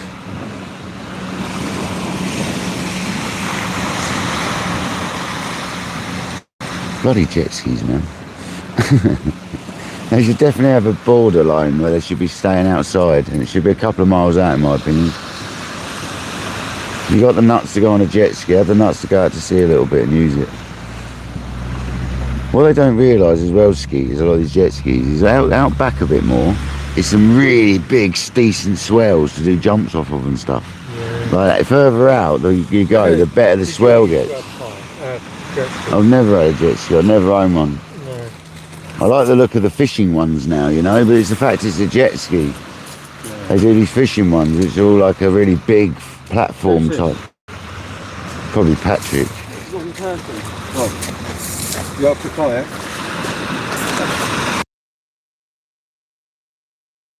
In ages, I'm glad you're here, nice seeing you. I was worried about you. Yeah. I was going to give you a call, mate. You know, I was going to give you a call. I'm glad to see you, man. How's things going, all right? Yeah. Good. If you heard the car honk earlier on. Oh, that was you, was it? Oh, okay. I saw you sitting there. Yeah. Old Skeet's come down to visit for the day, so we come fishing for an hour. Hello, I'm Richard. He's one of my subscribers. I've met him a couple of times before. I've met him in Dorset. Have you? Yeah, I was at Dorset doing a road trip, and he came up for a couple of days up there, yeah. I hear you've been catching bass and smooth hounds and all sorts, yeah. Not here though? Yeah. Was it here? Yeah. Well, next door. Yeah, we've been having fish, Richard, yeah. It's nice to see you, man. I'm glad to see you, because I was getting worried about it. I hadn't seen you for a couple of weeks. I've been having my eyes peeled for you. Yeah, sweet. No, I haven't seen you in the dog for a while. I hope everything's all right. Yeah, just about. Yeah. Well, not brilliant, but... Yeah, obviously, I haven't muted you, Richard, because you're obviously a regular, but... No, if you ever want to talk, mate, I'm on the phone. Yeah, I've got your number. Yeah, man. If you ever want to talk, buddy, you're on the phone. You only got the one out? Yeah, because the smooth rounds, man, I lost a big one a couple of nights ago because I had 2 rods out and I was paying attention whether I was wrapped up in the other rod too much, and I lost it in the groin, so I was paying far too much attention to the secondary rod. So I've decided 1 rod at a time when I'm smooth round fishing. So the smooth hounds are in? Well, I wouldn't say they're in, but there's the odd one coming out, yeah. I mean, Richard, the one I lost the other night, if it wasn't a small tope, it was a big smooth hound. Put out there. Or next door, yeah. Yeah, man, honestly, some guy that was fishing here or the next groin up came over to me and said, I've just lost a big fish in the groin. I said, that'll be a smooth round, and then 15 minutes later my rod just zing. I was looking at the chat on the live, and my rod was going zzz, I had the old clicker on the rockets, and it zzz, and I looked up and it was screaming off. So, and then I lost it in the groin. Unlike you to lose a fish. It is unlike me, but it was unstoppable, Rich. I couldn't stop the thing, mate, honestly. And it has the fact I paid too much attention in whether I was tied up with the other rod or not. So I got rid of the other rod out of the equation all the time. The hounds, I'm fishing for hounds. Yeah, I've just got a rod I bought years and years ago. It's a 3-piece pen. Yeah. Like an old Tidal or something. Something sticks. I ain't got a clue. I've only got one pen rod and it got given to me. Yeah. Well, that's a lie. I got two and they both got given to me. It's a 3-piece too. Yeah, that'll do. A continental style, yeah. I've never done it. 13 foot, so I've got it all clear. Had to wet and dry the joints. Yeah, fair enough. A bit sticky, a bit tight, were they? Tight, they only went in that far. Did they? So, mind you haven't got to take much off, and then they went straight in. Yeah, no, you don't want to go too far in there. You've got to be careful. You push them right up to the... Oh, no, you don't want to right up. They are now. Yeah, you don't want to go too far with them, though. No, not skate. Something like someone said you were catching. I've had smooth hounds and bass and dogfish recently. Oh right. We were out in a kayak the other day. Were you out yesterday in the kayak? No. Oh. No, I was debating it, but I was debating going out today, but I woke up this morning, my back started hurting, so I didn't want to risk going out in a kayak with a dodgy back. There was somebody fishing out in the kayak out there yesterday. I didn't see him. I was here yesterday. Up there. Oh, okay. I was out here yesterday on the beach. Yeah, on the beach. Yeah. I didn't see you. I was there next door on the beach. I never. Yeah, I was here yesterday, mate. So I always peek down to see If there's any rods, yeah. There was a guy next to me. There's quite a few of us along here yesterday, yeah. Yeah, loads of poachers, mate. I've got to collect rent off loads of people. Honestly. Look at this lot up there. Is there loads of people up there? I know there's two next door. There's about 3 I can see. The street, how many 3 rods? rods anyway. God, I have to go and get, and then there's further up, there's people There's up. another one, yeah. Yeah, God, I have to get my rent book out, mate. Seriously, this is taking a mick now. That's what happens, isn't it, you see? People see you catching fish in a local area and it gets flooded. Yeah. No, to be fair, it's always busy along here because it's easy parking, It's man. easy parking, isn't it? That's why I generally like to go that way a lot now, towards yours. Because it's like not so easy. In between here and your sort of area, it's not so easy, so people don't fish there so much. No. I was going to try and get out yesterday, and then thought I'd try and get out today. Get out there, man. And he's all sitting there, all ready to go. You've been out in the garden, you got a good tan on you. You've been out in the garden. It's truth, mate. Always in the garden, always. You having another go? You having another go, Skeet? I'll go have a little flick in a minute. Have a flick, mate. We'll get your lure back later. I was working out that pulley rig. Yeah. Well, so I made 1 or 2. Actually saying that, where's that rig gone? That's a good point. There's one flung on the floor somewhere. That's a bloody good point. You're not kneeling on it, are you? Just suddenly thought about that. Where did I put that rig? Where did I put that rig, Skeet, that I took off, mate? No, neither do I. Where the hell did I put that? It's got a bloody weight attack. The problem is it ain't a glow lead, so it's like really hard to see it. Where did I put that rig? Is it in here? Hey, Superman. Where did I put it? I flung a rig down near the bivvy, I'm sure I did. That's not good. Got distracted, see? Oh, there it is. There it is. There it is. Glad I found that. Don't we have that lying around with dogs about. Eating Peter crab. Bosh, hooked up a dog. Oh, you got that's a pulley rig, isn't it? Yeah, that's a pulley. That's what I was getting at. Oh right. Yeah. So I It's went as simple as that, I dude. bought some of these. There's a swivel with your hook link attached. The hook. The hook link wants to be shorter than the body, basically. Because I noticed, you know, when you pull it in, Yeah. the weight comes up first. Yeah. So if you let go, if that you cast out, Yeah. you're in the sun. Yeah. And then when you wind in, the lead's up high, so it doesn't drag bottom so much yet. That That's like that. Yeah, correct. That's Yeah. played in there. Yeah, and then you wind in. And when you if you've got a fish on, only if you've got. Yeah, only when you got a fish on. It'll do that. Exactly. Do you know? Well, if it's a big enough fish, yeah. And then it keeps the lead off the bottom out of the way. And I did what you told me to do. Right. So that is slightly shorter than that. Yeah, well, it's obvious because that bead's got to go on that side of the rig. So it has to be shorter for it to clip on there. Yeah. Otherwise, it won't clip on there. Won't clip on. Look, I have it like there, look. So like when it's clipped on, look, I've got about 4 inches, 3 inches. Yeah, that's what I did. You said 4 and I did it. Well, you can have like on the body you can have it as a ½ an inch on the top there, but I don't like the way it's so close to the swivel and all that. So I always make sure you can have it so it's literally like bent over there if you want to be that tight about it. But I always have about 4 inches because I'd rather it as away from the swivel a little bit. You need a bit of. Yeah. It's the world's simplest rig and one of the most effective for sea fishing is the pulley rig, honestly. Everything I've read is it's the most simple, and for ground that we've got around here, it makes sense. Because even when it's folded in half, it's not dragging. It's nice and compact still. Yeah.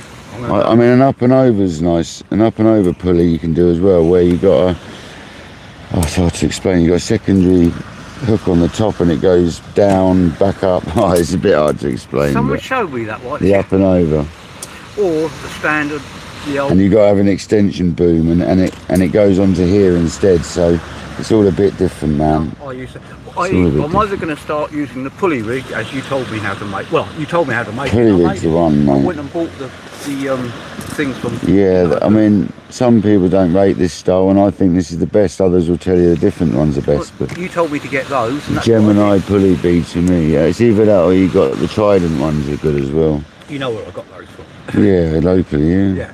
That's where I get mine from, mate. That's what I did. I went straight over there, got some.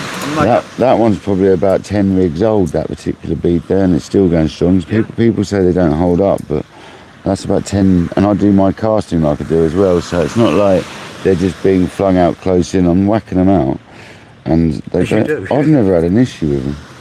Other people have. I haven't. Peeler club, yeah. But not wrapped up like some people do. I like to take the shell off and leave the rest on. I was going to say, there's quid's worth of more there. Yeah, that's why I don't like to take most of it off, because it's like, and for hounds you want a bit of crunch. They love hardbacks. Yes, they do, don't they? So, yeah, thanks for showing me about the pulley. The pulley's the one, mate. And then if you got these lead clip style leads, you haven't even got to have the imp or the splashdown at the bottom. You're just straight onto the lead. Someone showed me a splashdown. Yeah, I don't use them, man. I've had enough of them. It's a little red thing. Yeah, I've had enough of them, dude. And it actually pushes up. They suck. I love them for big baits because they hold the bait. Like these sort of clips, when you start putting half a mackerel on and stuff, they tend to let go a little bit in the cast. So that's when the splashdown comes into its own when you're doing massive baits. But the problem is you often drop a lead because the splashdown clip just drops them off. Literally just drops leads off. Pain in the back. Pain in the backside. Oh mate, you make that as any length you want, honestly. I'll make them sometimes that. Look, that's my average rig there. The arm's length, yeah. Yes, it. That's the average, but I make them shorter than that sometimes and longer than that sometimes. If I'm fishing for bass, specifically, I'd make it as long as I can cast the bloody things, you know what I mean? Yeah. Because you want a big flowy trace for bass. Do you? Yeah. So if you're fishing a running ledger, if you can fish like a 9-foot chase behind it and you can cast that still, then that's what you want to do 100% with a bass you do, yeah. 9 foot? Yeah, when we used to fish the boat, we'd sometimes have rigs going out twice the length of your rod. Right. Yeah, mate. They love it. It gives it more motion, doesn't it? If I go bass fishing, I always do running ledger. When you're boat fishing, though, you can do that because it's different. Yeah. But and we can't have the beach. What we used to do on the beach when we're running ledger is I used to have, when I was bass fishing, I used to have like an 8-foot long trace, and I used to just hook it onto the wire of the gripper. Just hook the bait onto that, onto the actual gripper lead bit. So when you cast out, it splashes off of that, and then that meant you could cast your longer rig. What a good idea! Further out. I did wonder. I was thinking about it. How can I tie it up a bit more? You just for the cast, you literally hook it onto that leg there. It comes off when you cast, but it just means it isn't dragging around the floor when you're trying to cast. You really have got some big size hooks on, haven't you? That's only a 3.0 or 4. That one's a 3.0. It's not very big. It's not massive. Not for hounds. So you use biggie for hounds? Yeah, man. Yeah, the way they pull, dude. They pull like trains. I think I've only ever caught one. That one the other night. If that wasn't a taupe the other night. I got another boat off the beach. If that weren't a taupe the other night, that was a big hound. A massive hound. And it was literally unstoppable, dude, honestly. I mean, if you go onto my YouTube and you go to the live from not yesterday, the night before, and go to 4 hours 18 minutes, you should see the bite, mate. It was mental. And you see me like lifting into it, and it's pulling like mad. Honestly, it was mental. You know the old chap, or I know Paul. Yeah. A chunky fellow. Yeah. I've He read was some of it. telling me about you the other day. So I was sort of watching him. He said, it's not in his normal place. It's with somebody else. Yeah, I was probably down there. I was probably down there more. Well, the wind was the opposite direction, so I was facing the opposite way, because that makes you look like you're somewhere totally different if you're facing the other way.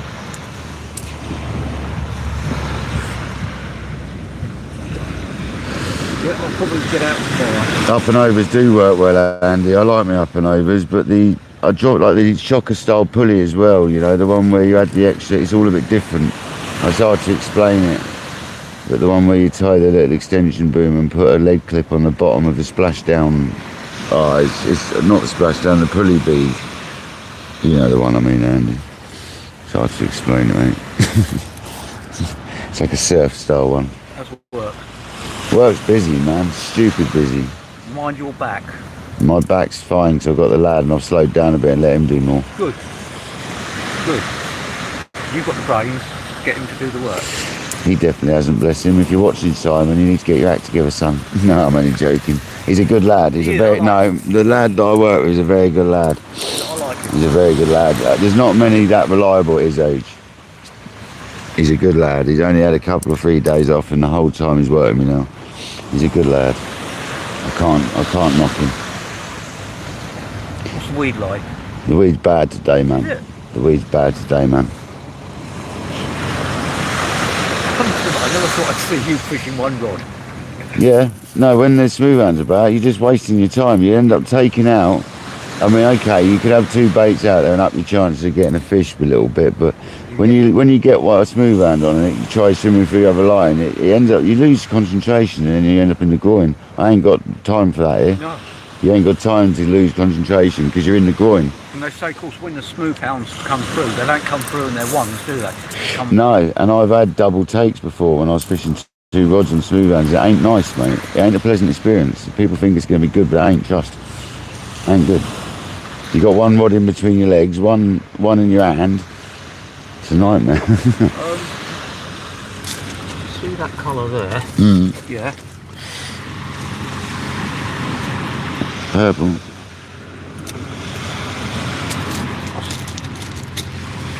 a few months' time, I'll have a present for you. Oh, really? Nice. Yeah, we're live, so. Purple. Yeah, we're live, Richard, I don't know. we? That's why oh, this is cool stuff. The bait. Oh, purple.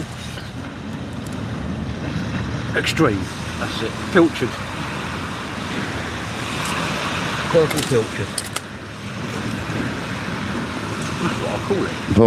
I've got a bombarder float, Hugh, which I'm supposed to, you know that lure that I was using for fly fishing, mate? I was supposed to be using that on like a bombarder float, but instead I used it on a fly rod. That's what Ben Watson gave it to me for. It was a heavy lure made for either using naked on my spinning rod or with a bombarder, and I went and used it with a fly rod and nearly killed myself. Literally. That's Skeet's rod. Oh, right. Skeet's spinning rod, mate. He's over there spinning now, isn't he? And it's, This is yours. yeah. What rod have you got on? I've got the Kenzaki at the moment, and the other one's the Tournament Pro 13.6.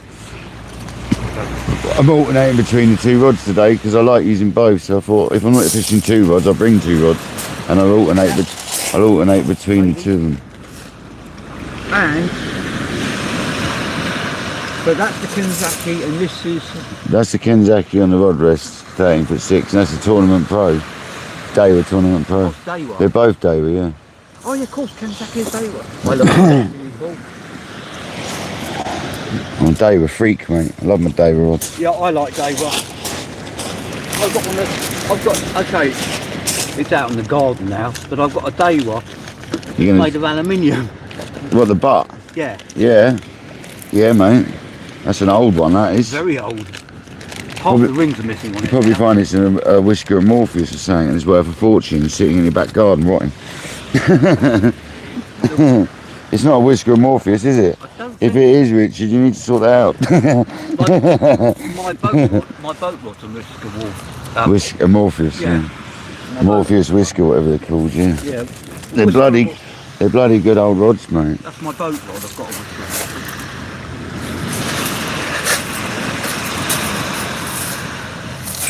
No, the fish don't care what type of rod you use. You're right there. They really don't.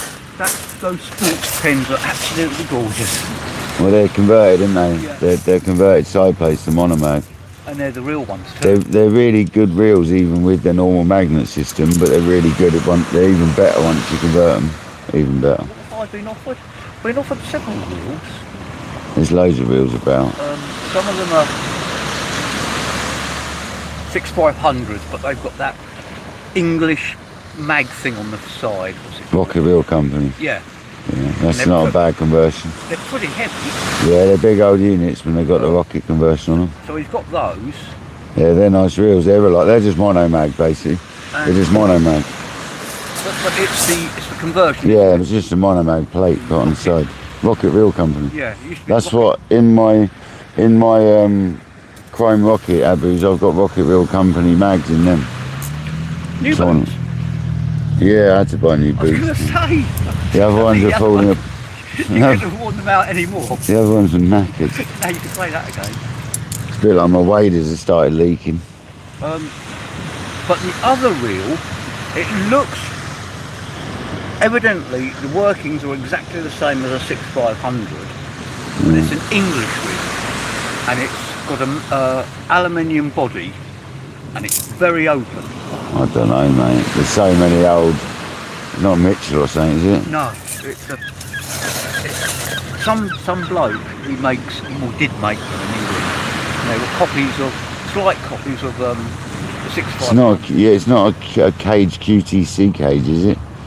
Something like that. Mate, if you can get one of them and it's 6,500, mate, if you don't want it, let me know and I'll have it because I need some cages. Honestly, they're like rocking horse. They're rare as rocking horse, mate. That might be QTC because they stopped trading a while back around COVID That's time. the whole reel, is it? No, it's just a cage and then it's got 6,500. You put like every parts on the sides. So it might be that might be what it is. I'll find out what it is. He's getting rid of 6,500 ones are rare. The 5,500s I can get loads of them. They're on eBay. There's loads of them.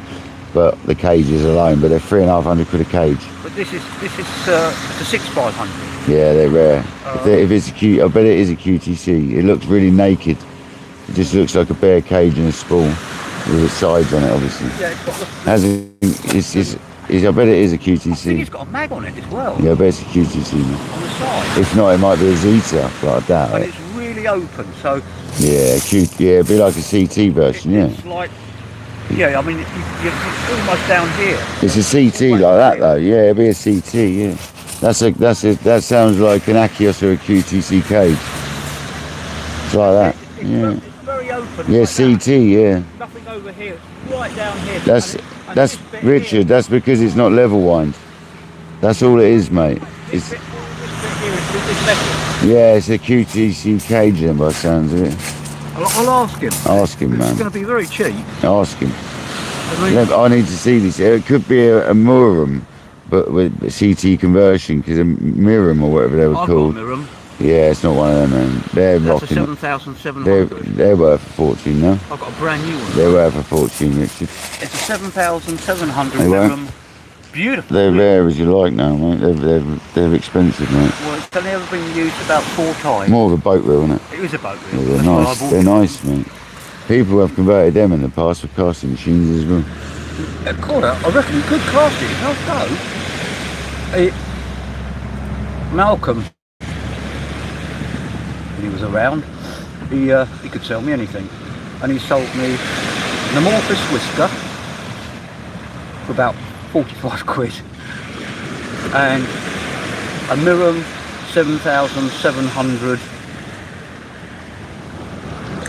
average, and I paid about just under 100 for that, about 95. Nice reel actually, very nice reel when I look at it.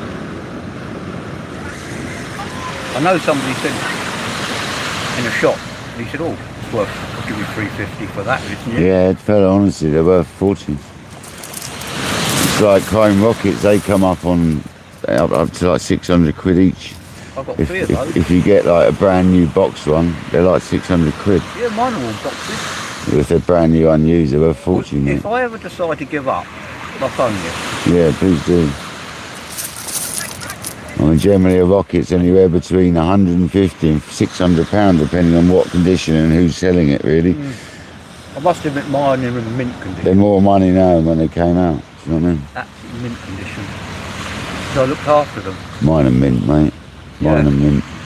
Except for they've got old drill through the side, so a purist wouldn't like them because they've got a mag in them.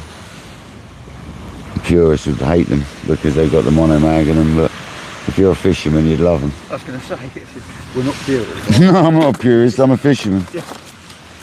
I want them to work. It's like the TSRs, I just get my drill out and drill a hole straight in the side of them. People are like, what are you doing? Just drilled a hole in the side of your TSR. They're like rocking horse getting hold of them side cases. Yeah, they are, they're impossible, you can't get them. But you just got to make sure you get it right when you do it. Don't mess up, otherwise you're stuffed. When I see them, I'll write down what those reels are. Who's just getting rid of. Yeah, write them down. I'm not. If it's a QTC case and you want to sell it and you're not after it, I'd definitely be buying it, that's for sure. Okay. If you've got a pair of them, that's even better. No, I know he's got an H. What's it called? 7/8? No. 7HT. Yeah. Soup like a millionaire. Yeah, that's it. He's got one of those as well. Just a black one. Has he got the blue, the red? Oh yeah, the blue one. Okay. Yeah. So the mag, he's got the 7HT mag then. Yeah.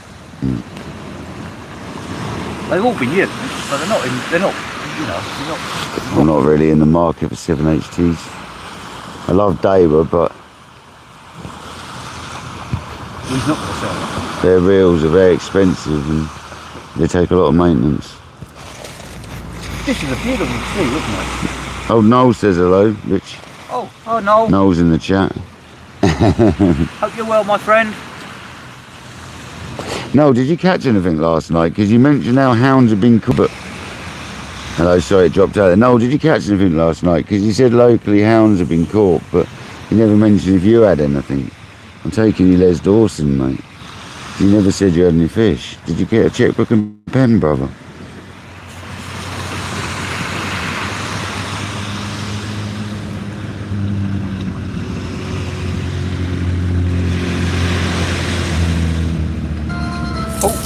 Me. Yeah, John, the equipment's personal preference, mate, isn't it? Oh, yeah. The knowledge is where it's all about. The equipment's second, mate. You could have a stick with a hook on the end and catch fish. It's personal preference on the tackle.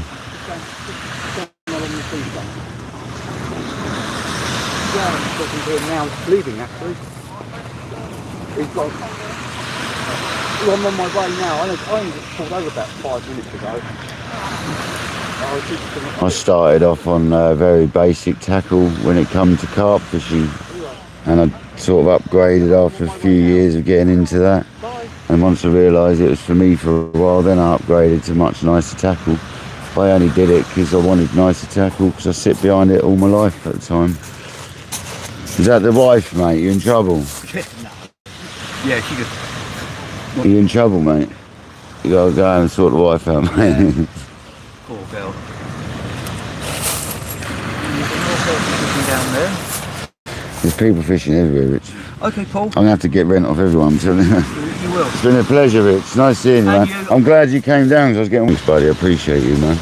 And you know where I am. Yeah, I know where you are, mate. I know you are. I'll give you a call if I ever get worried again. You take care. Have a good day, buddy. And you. I'll see you soon, mate. You haven't caught anything today, then? No. I thought I forgot to. No. You will. No, we're not here long, mate. See you, Paul. See you later, bub. The skeet corner, I think, yeah. I was sitting down there, he is spinning. I was sitting down skeet, they call him.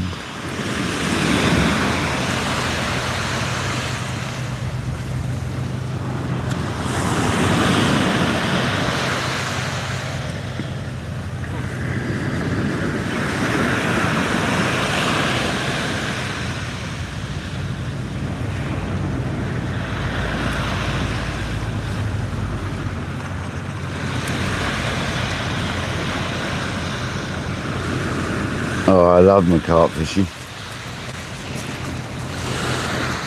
So since I got back into sea fishing, it's definitely taken second stage now, because the sea fishing used to be my life, and then I got into carp fishing, and then I did that for like near on 20 years solid, and only fished the beach about 3 or 4 times in that whole time. So now I'm kind of making up for lost time on the beach. I actually love it. Tim and Marina, welcome in. I best put the kettle on again. Come here and skeet. Let's go. I'll skeet all one out of the brew. I know them. You never say no to a brew, that man. I'll skeet. Martin Ball, welcome in, buddy. How you doing, Martin? Hope you're well, mate. Thanks for coming in, bud. Most appreciated. We've been visited by Skeet, Martin. Skeet phoned me up this morning and asked me what I was doing, if I'm going out in a kayak, and I was like, no, I've got a bit of a dodge back, don't want to risk it. And he's like, I'll pop over and see you. We've got Skeet guesting with us today.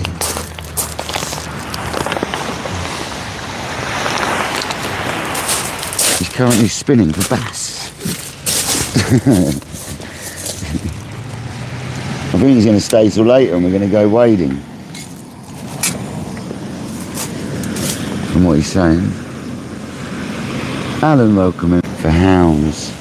After losing an absolute monster on Saturday night, was it? Oh my life. I think it was a Leviathan, it was massive. Was it Saturday night or was it Sunday night? Sunday night, I can't remember what night, Sunday night, wasn't it? I can't remember now. No, Sunday night yesterday, it was Saturday night. I can't remember.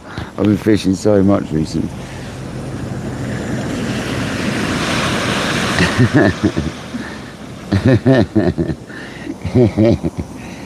You do so much fishing. It's been good though. I'm just glad we had bass yesterday. You must have smelt the kettle, Skeet.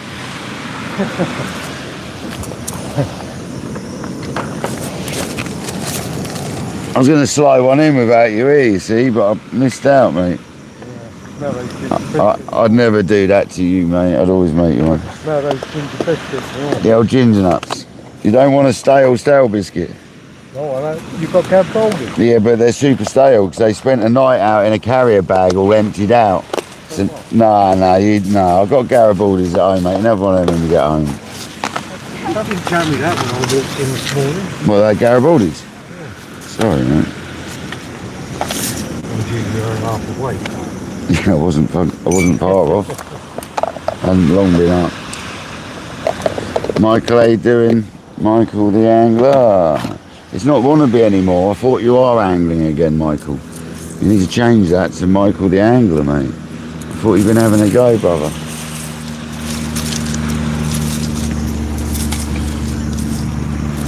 Nice bloke, Richard. I'm glad Richard turned up, actually, guys, because we've been talking about him recently, and I meant to phone him, but totally forgot. So I'm really glad Richard turned up, guys. So I have been worried about him. Where did I put the syringe? Oh, mate. Seriously. Losing stuff left, right, and centre, Steve.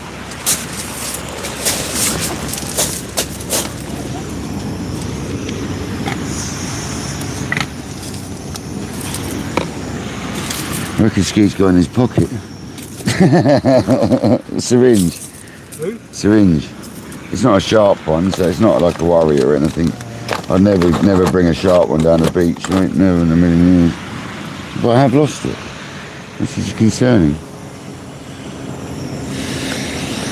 In your pocket. No, it's there. Snuck under the bucket. I'll put it back in the tray where it belongs. It's not a sharp one, it's only a printer ink one. Because if you get any others, they're sharp. So I'd buy the printer ink. You don't need a sharp one when you're baiting up with it. That's it. I don't want to start injecting holy mackerel into my bloodstream, thank you very much. It might not be too good for you. Fish might like it, but I don't think your system... I don't think my system would appreciate that very much.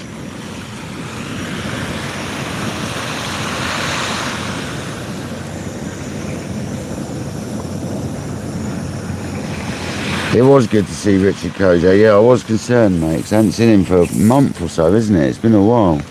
I've got his phone number, so if it happens again, I don't see him, I'll phone him. I know where he lives too, so I will have to phone him next time. I don't see him for a while. He looks well though, he's definitely been in the garden a lot, he's well tanned. He's been half naked in his garden, that's where Richard's been, sunbathing, naked in his garden.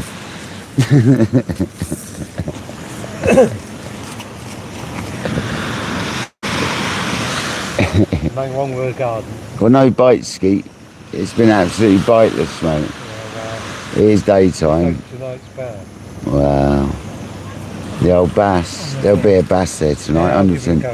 It's whether there's anyone. We need to get out there early, so what we'll do is, if you want to fish the ebb down, we could do that. We could get out there early. Because the problem is, Skeet, if there's other people floating around, if you don't get out there, yeah, and that spot's like not really made for more than 1 or 2 people at a time.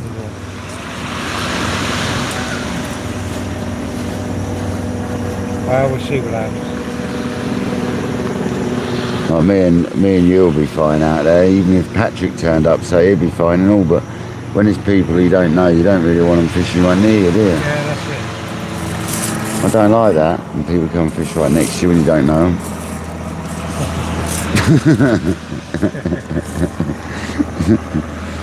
I make it quite obvious. Same way. I make it quite obvious when it happens too.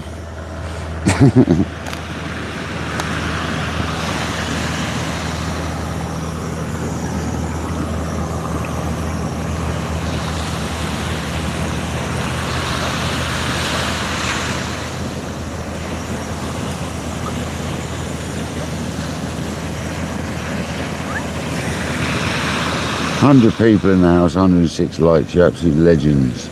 Thank you very much. Sis, welcome back.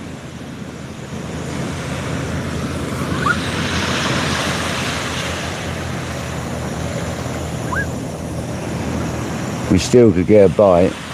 We're still in the bite time, basically. Yeah, Skeet, it can be good on the ebb here for the bass, man. It's generally the flood. Don't get me wrong, but the ebb can be good as well. Yeah. If you get out on the rock soon enough, and chase it down as the tide's going out, it can be quite good. Well, on them rocks, yeah. Not these rocks here, no. Huh? Not these rocks, no, the reef. Oh, That we can wade out. The reef that we can wade out. My waders are up in my park. I'm going down. No, but we were going back before then. I have to go and get on my kit, won't I? Oh yeah, that's right. Alright, well, whenever you're... No, that's not going to be for... Dude, when we leave here, when we leave here, it's a good couple of 3 hours away from doing it. It's truth, mate. Don't panic, there's no rush. No, that's right. It's not going to rush out that fast today, because it's only like a 5.4 or something. It's not going to rush out a million mile an hour. No, nothing today. Nothing. I'm not fishing for anything, no, I'm fishing for big fish today. So we won't catch little ones today. I'm using too big a bait, so we won't catch the little pests today. Thank you.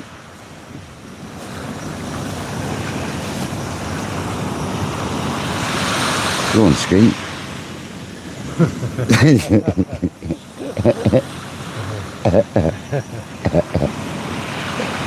Off we go, Skeet. There's one for you, mate. Nice lady. Yeah. At my age. Yeah, John, I tell you what, mate, I hear that quite a lot. People that worked on boats. What's the cooker just above your head, Skeet? What's the cooker just above you? I've heard this a lot, the people that have worked on boats and they can't swim. It's funny that. I've heard this story a few times over the years. That, you know, you worked on a boat for 20 years, but you never found out if you can swim or not. Trust me, man, everyone can swim when they need to. You can all swim when you need to. Trust me. I'm luckily not a bad swimmer. So... kite surfing as well, you know, we used to train occasionally, have a little swim in the sea and stuff when I was kite surfing a lot. If the wind was wrong, too light or whatever, you'd spend the afternoon swimming, and 99% of the time I ended up getting really bad cramps in my legs that you had to sort of hope went away very quick. So I take that in consideration when I'm kayaking, you see. If the weather's bad, like cold, I don't want to be too far from the shore because I get cramps in cold sea.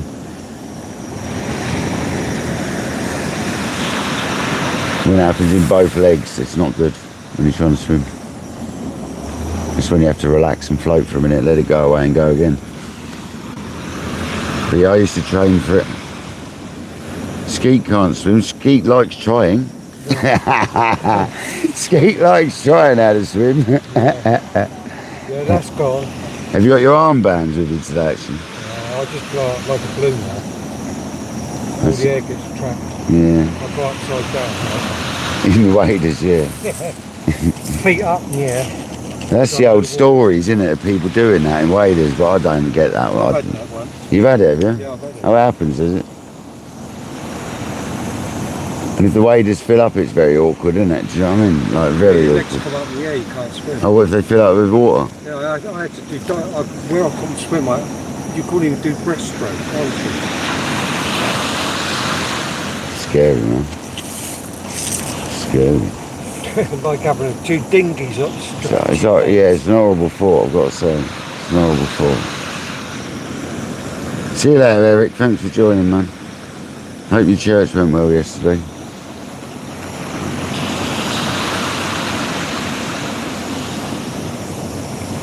Eric plays bass at the church, man. I'm sure it's Eric that plays bass at church. Yeah? Simon Bustin, welcome in. No, mate. No, Skeet's lost the lure. Already. We'll have to get back. We'll have to come down here before we can even go out on the waders because it will be exposed before we can even get on the waders. That's alright. We'll pop down here quick. Grab it back. If not, someone else will find it. At least we know it won't be stuck in rocks anymore, one way or the other. Yeah. I don't know how far out he lost it, to be honest, Skeet. No, just a little while. It's more over to this side. See, that's when you wish you had your waders on, because you probably could have got above it and got it out. Yeah, that's it. That's the thing. I could have probably got underneath it and all.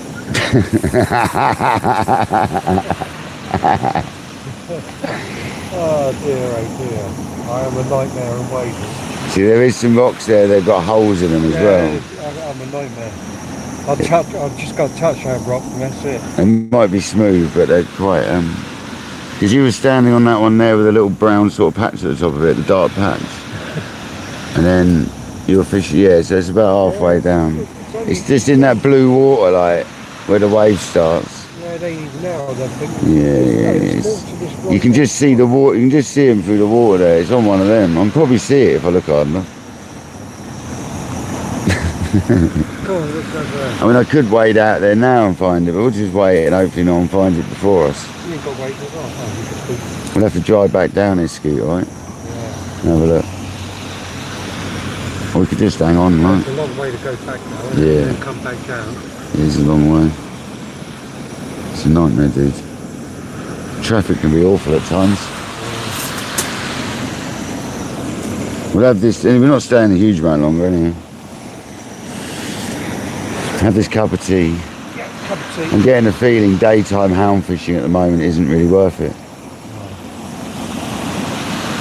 It's June, July that happens, when it's hotter. Nice, calm, flat sea day, and that's when the hounds come through. No swell. They love it. It's almost like smooth hound, smooth sea. It's almost, everyone says it as well. Seems to be on the smooth, flat days you get the hounds in numbers. It's got no association to them whatsoever. It just seems to be the way.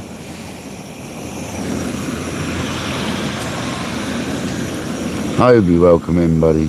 I hope you're well, mate. That's not good, Obi. I hope you're alright, mate. The main thing is you're alright. It means big bait equals big seagulls.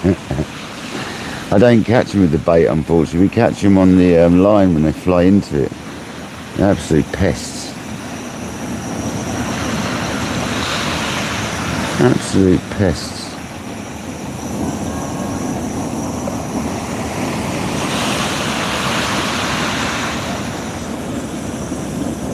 Sunny day though, mate. Yeah, it's a nice day out, isn't it? At least you have a nice day out, mate. Yeah, it don't matter. Come and chill out down the beach. Yeah, that's it. Hopefully we'll catch a couple of rats later. Yeah. I might try the sea weights metals later because they're small. I've got them down to like 7 gram or something, up to like Oh, yeah. 15 gram or something, or 20 gram. Ben Watson one. Yeah, mate.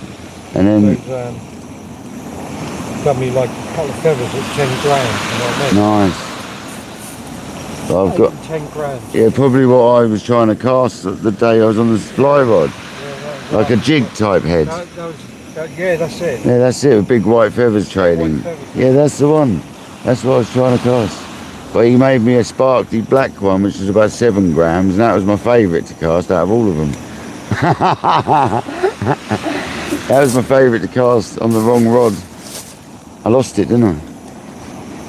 I'm not alive.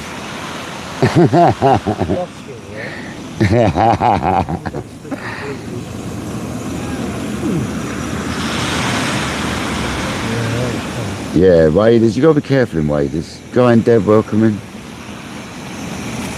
Waders are no joke.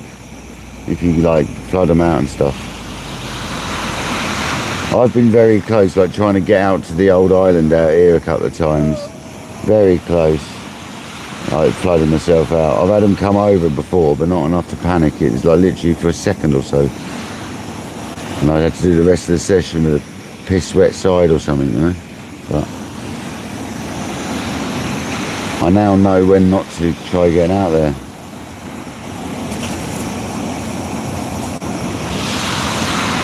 As long as the rocks are showing a good ski. Just before they start showing you good, actually. Yeah, it'd be interesting too.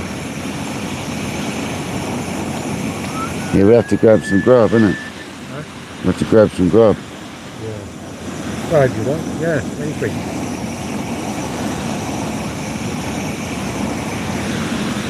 I don't have anything great apart from... Just get a delivery, mate, if you have to. Maybe a kebab or a pizza or something. Yeah. Get something, mate. Yeah, that's it. Come on, Christian, just have one. I know, one big smooth round. It doesn't even have to be big, just a smooth round will do. We're not greedy on KayakDangler, we don't care. That'd be fishing all night, Oh mate, I should have come last night, but I'd have been a wreck today. Like, not today, tomorrow for work. I'm kind of gutted I didn't come last night, because the chances were we'd have had another chance at a hound, but I'd have been done for, man. That's why I did the little pop-up short spinning session. I mean, in the last 2 days or 3 days, we've been pretty active, haven't we? Yeah. On the old YouTube. Yeah.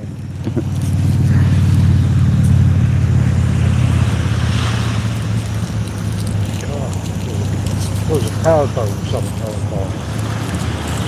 Is that a car? Here we go, we nearly got a whistle.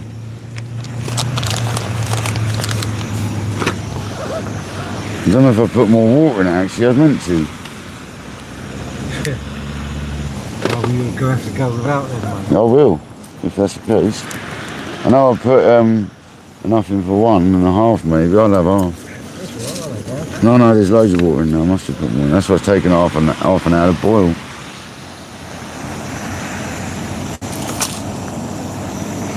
Don't be daft, mate. I'd never leave someone out of tea, mate. I'd rather just make another one. I'm liking it. It's not good. Feels special. Well, compared to yesterday, Skeet, this conditions today are 100 times better than yesterday Yeah. for bass fishing, mate.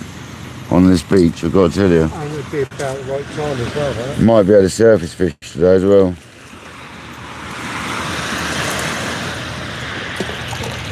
Put the thing lady on there. I put Jamie's favourite on, strawberry.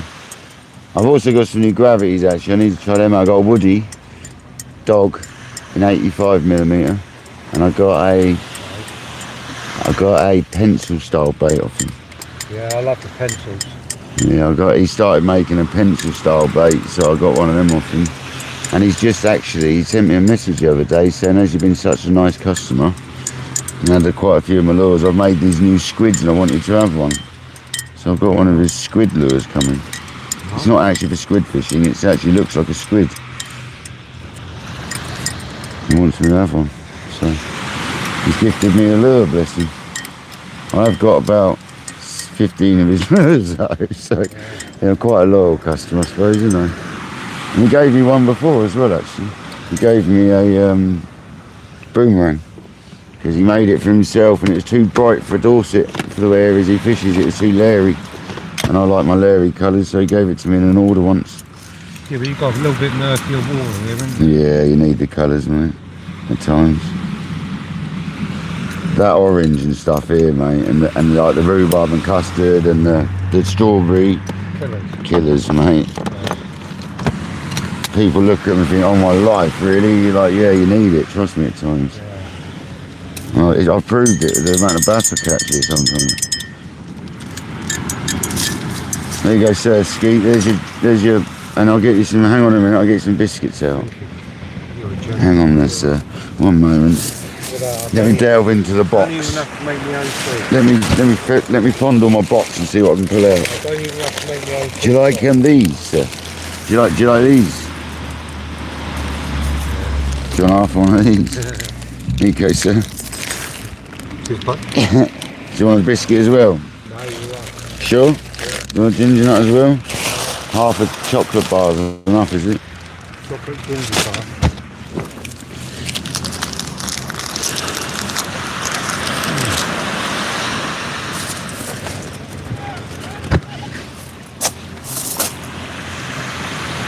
We try and look after our visitors.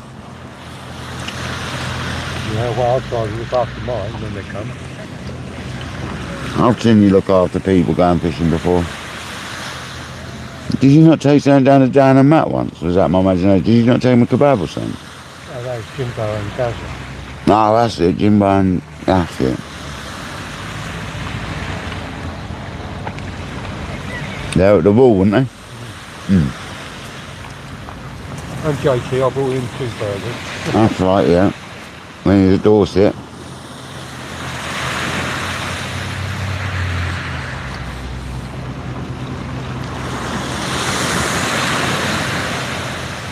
It's like John B does random sandwich drops down here for me sometimes. Really? Yeah. There's that day I forgot my kettle and that. Rocked up with a cup of coffee and a couple of bacon and egg sandwiches. And just before he leaves, he goes back to the motor and grabs out a kettle. There you go, mate. Got a kettle there. Absolute legend. That's why it's called John B, mate. Because he donated it.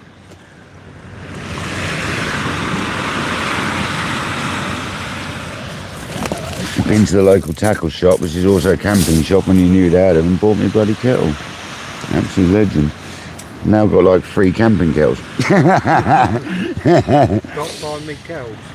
John B's become the top favourite kettle to use, mate. Every time you forget one, somebody walks up with one. Of course, Skeet's getting spoilt, Pam. He deserves it. Yeah. He's a nice man. Everyone sees him in people's lives. He's a good man. Yeah. The difference between Kayak and Simon is Simon carries his bags. Simon carries my bag and Kayak makes me a cup of tea. Does Simon not make you tea? Oh no, he doesn't carry all that, does he? It's too much to carry. You get a bottle of water with Si, you ain't getting no more. He says just get the kettle on. No, Simon doesn't carry stuff like that. Tea, you know what I mean? You just made 2 bait pumps, Andy. Well, yeah, wait. Nice, Andy, nice. I know you only, he knows you're joking. Welcome back, Kojak. Off against each other. We've had absolutely no sniffs on the rod at all. I haven't recast since I cast that Kenzaki back out. Or out today, but I'll have to wash the rod and reel for one cast, basically. Because that's how anal I am about it. But anyway.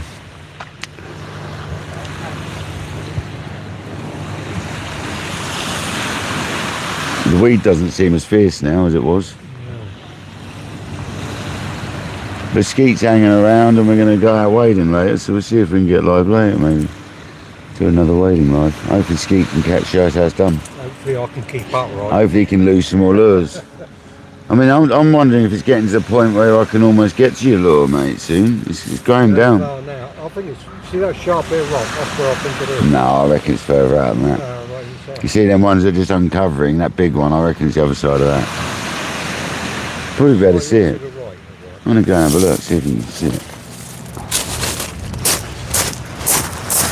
What colour was it?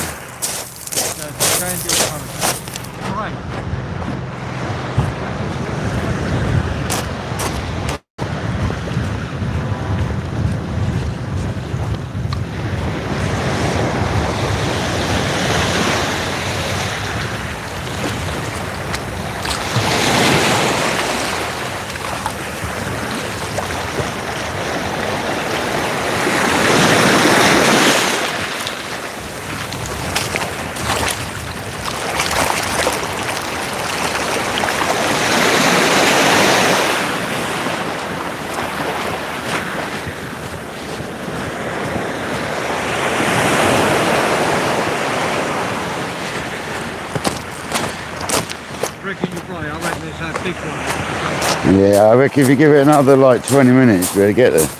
I really do. So if we just hang on a little bit, I reckon we can got a get yellow there. line on it. Okay, no, okay. That'll be easier to find than a yellow braid.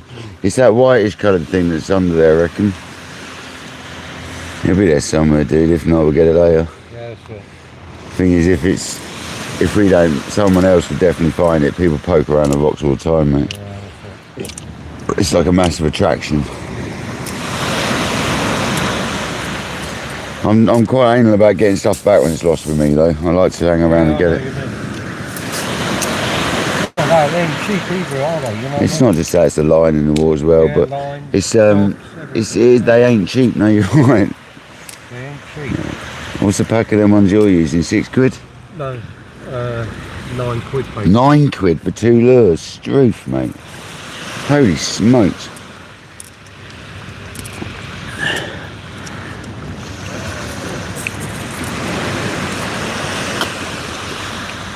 I mean, I haven't bought rubbers as apart from the...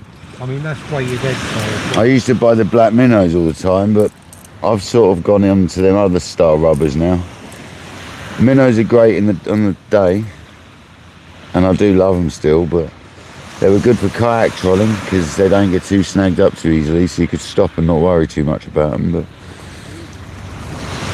if they did hit the bottom, I've moved on to hard plastics now, haven't I? Or woody lures, like the gravities. The old woodies.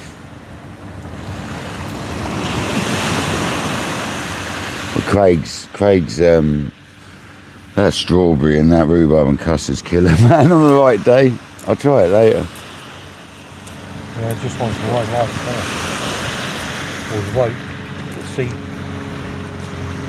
Yesterday was too rough a surface, I think. Today looks a bit better. We're about to find out. Yeah, ain't long, mate. It won't be long till we can get out there.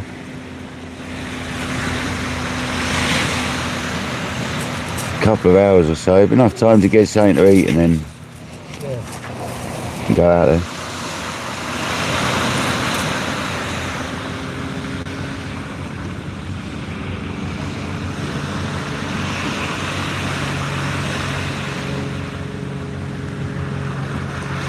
No, Andy, I haven't, no. I've got frozen hardbacks at the moment, and I've got frozen peeler.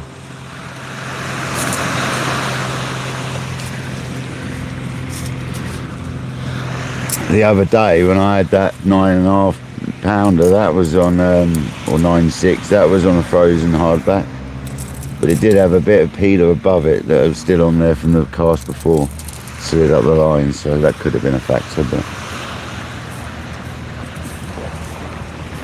I don't mind a frozen hardback. I prefer them fresh.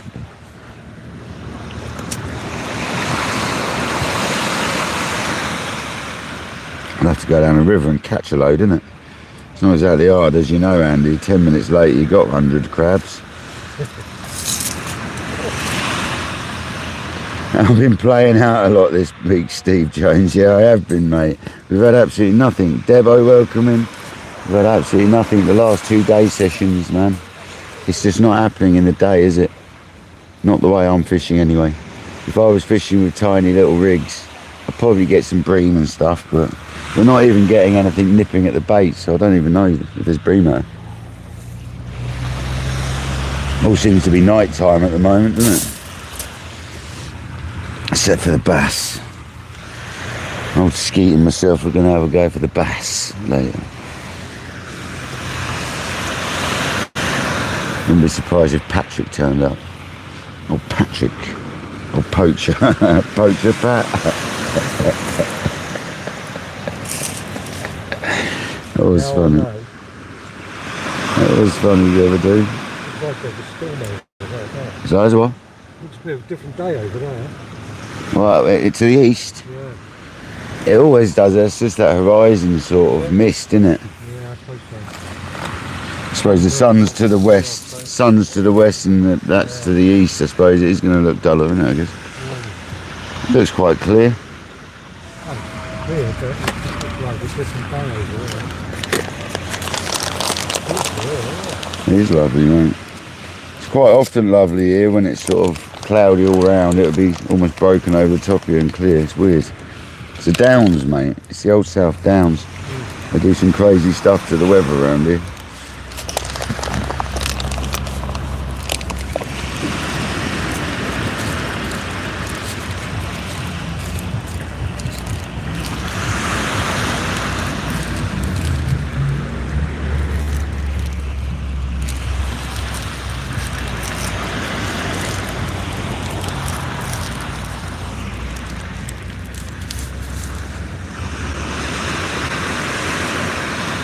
Bryn, welcome in, buddy. Thanks for joining.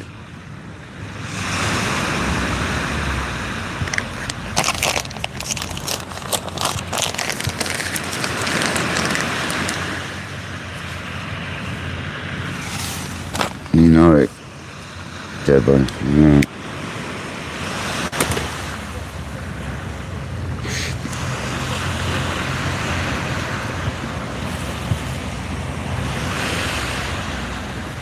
So we've had a really lazy session today, guys. It's literally been stick a bait out and hope for the best, because the hounds will hit a crab that sat out there for 2 hours. I've had it from experience in the past. They don't care as long as there's a bait. They just haven't been here. Because if they had been, we'd have been getting bites.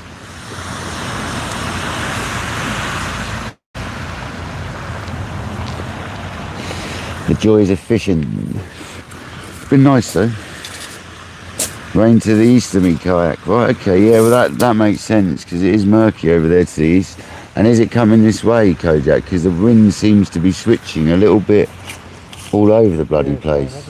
I wouldn't like to say the cloud is coming this way. It is? It is, yeah. I'm watching into the rod and it's going left to right, yeah. So is it? Yeah, it is, yeah. It is. So are we going to get wet?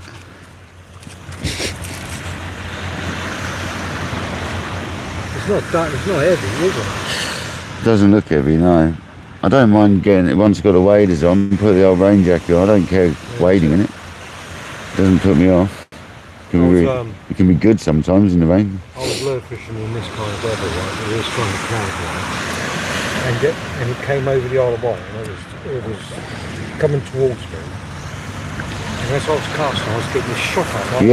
Yeah. Right? So I thought, and then all of a sudden my hair Just stood up. static, yeah. And I ain't got no You ain't going there, but if you feel it standing up, yeah. And I dropped my rod down to the ground, right? Just put it down. And all of a sudden, this bolt of lightning. Oh. Yeah, mate, you got to be careful. I'm glad I didn't have all of it. I always tell the story about kite surfing. When you're kite surfing, and because you got a nylon kite, well, no, because you got a nylon kite attached to nylon strings, right, you are basically swinging it around in the wind, which is where the static is as well.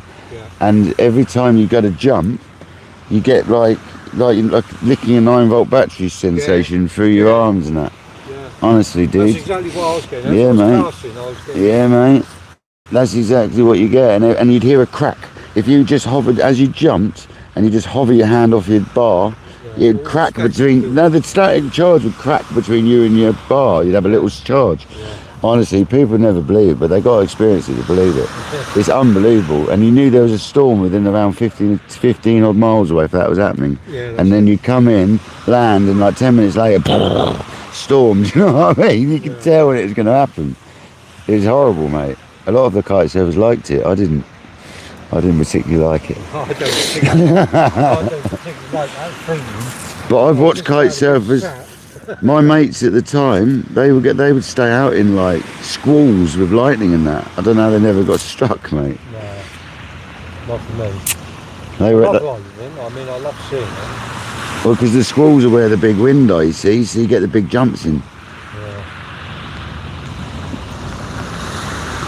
I mean, I was caught out in some squalls over my years kite surfing, and the best thing you can do when it hits you is jump. So you jump up in the air, and then another gust hits, and you end up going so high and so far. It's scary, man. It's good fun, but it's scary. Super scary. Oh, no. Well, you lost the lighter. No, that's stone, I think. No, you haven't lost your stone. No, what, the toothy looking one or the other one from earlier? The tooth type one. No. They look like a tooth. The little bones, the bone stone. The bone stone. Yeah, where the shark tooth. No, he's lost his bone stone. There's me and Skeet now looking for a bone stone. I'll find it, I'm really good. Oh, here it is. Ah, it's on his hat. He's found his bone stone. Oh, put it away.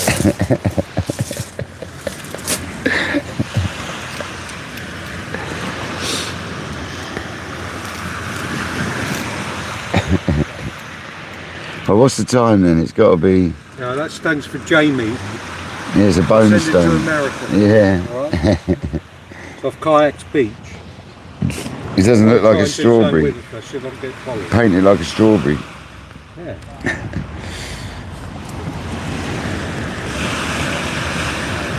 Jamie loves a strawberry. We sent her a lead.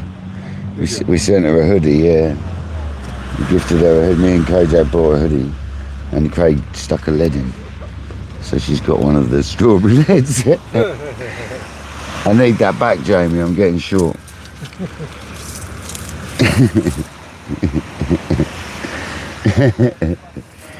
have to send it. You have to cast it back to me. I think I'm going to call it in a bit, guys. Me and Skeet can go and get ready for a bit of something to eat, and then we can go out on the old waders, the leaking waders. Good job I got the rubber socks. I'll have a look at them. If they're fixable, I'll fix them. If not, I'll just buy another pair. They're only 70 quid on Amazon. They're pretty good value. They lasted 2+ years, so I'm not worried too much. It wasn't like they were 500 quid like the other ones, Snowbie ones are and stuff.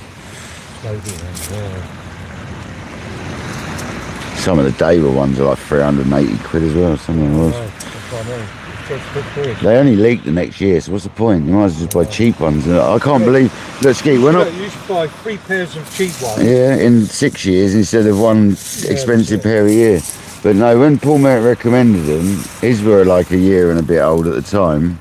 And he said, like, if they go every couple of years, it's cheaper than buying a good set every few years. Yeah, it is, yeah. You know? Right. And the good set never lasts you a few years anyway. So it's kind of like... The amount of wading I did in them, when you think about it, how many times I was wading the last couple of years, quite a bit. They did some pretty extreme wading, them waders, I've got to tell you. But no, in some deep water for long periods.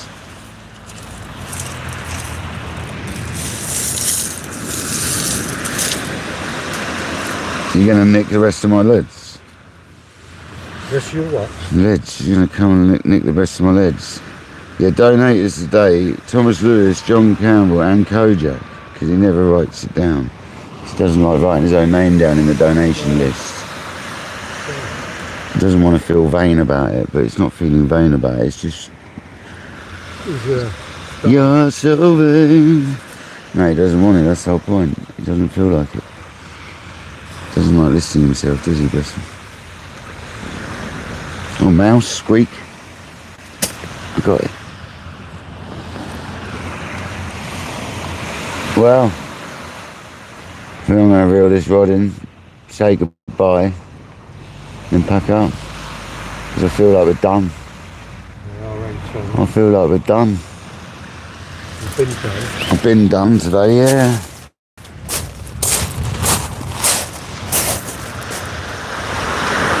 Because I know me and Skeet have got about an hour and a half before we can get out wading.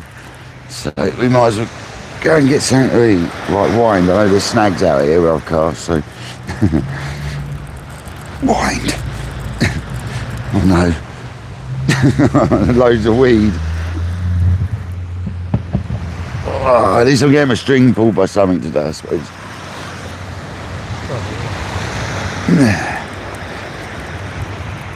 When you leave mountains for long. Yeah. That is the problem with soaking rods, especially ones that behave so well you don't know there's got weed on them. No, the Kenzaki won't, dude. It's like, so look how solid it is compared to the other rod. It's a totally different rod, mate. Totally different rod.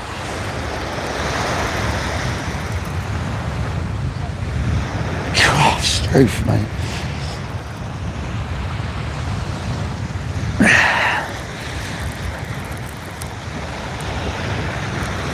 Is that just... No, that's the lead. That's the lead. That's right. That's the leader, not I'm stuffed.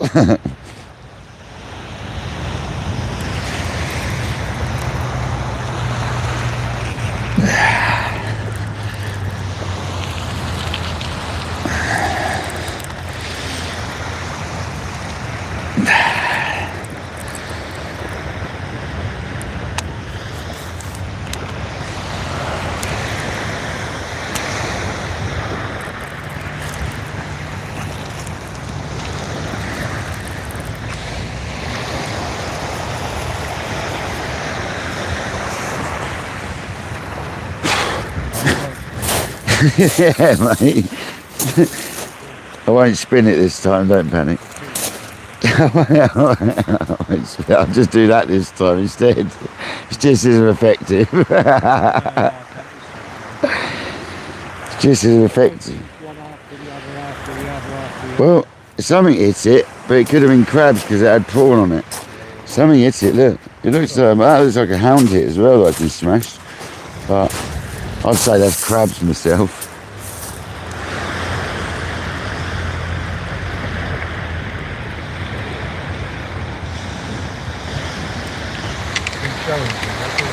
There was no shows, mate. Not unless I was distracted at the time and didn't see something, but...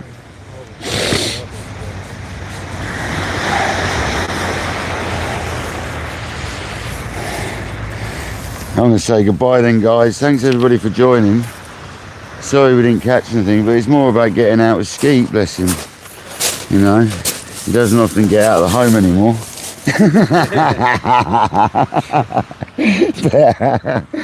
But yeah, thanks guys, everybody. I'm going to turn the camera around now. Skeet, you're not going to be seen on the camera now, mate. Skeet and I are going to say goodbye. Until next time, guys, this has been Kayak Dangler. We'll probably be waiting in a couple of hours, so I'll see you soon, yeah? Thanks everybody for the very kind donations. And somebody else has done another donation as well. Who's that? Kojak Legend, another donation from Kojak. Mate. You don't need to give me donations, man. Until next time, this has been Kayak Dangler and Sarah Skeet. We'll catch you on the beach, man. See you later.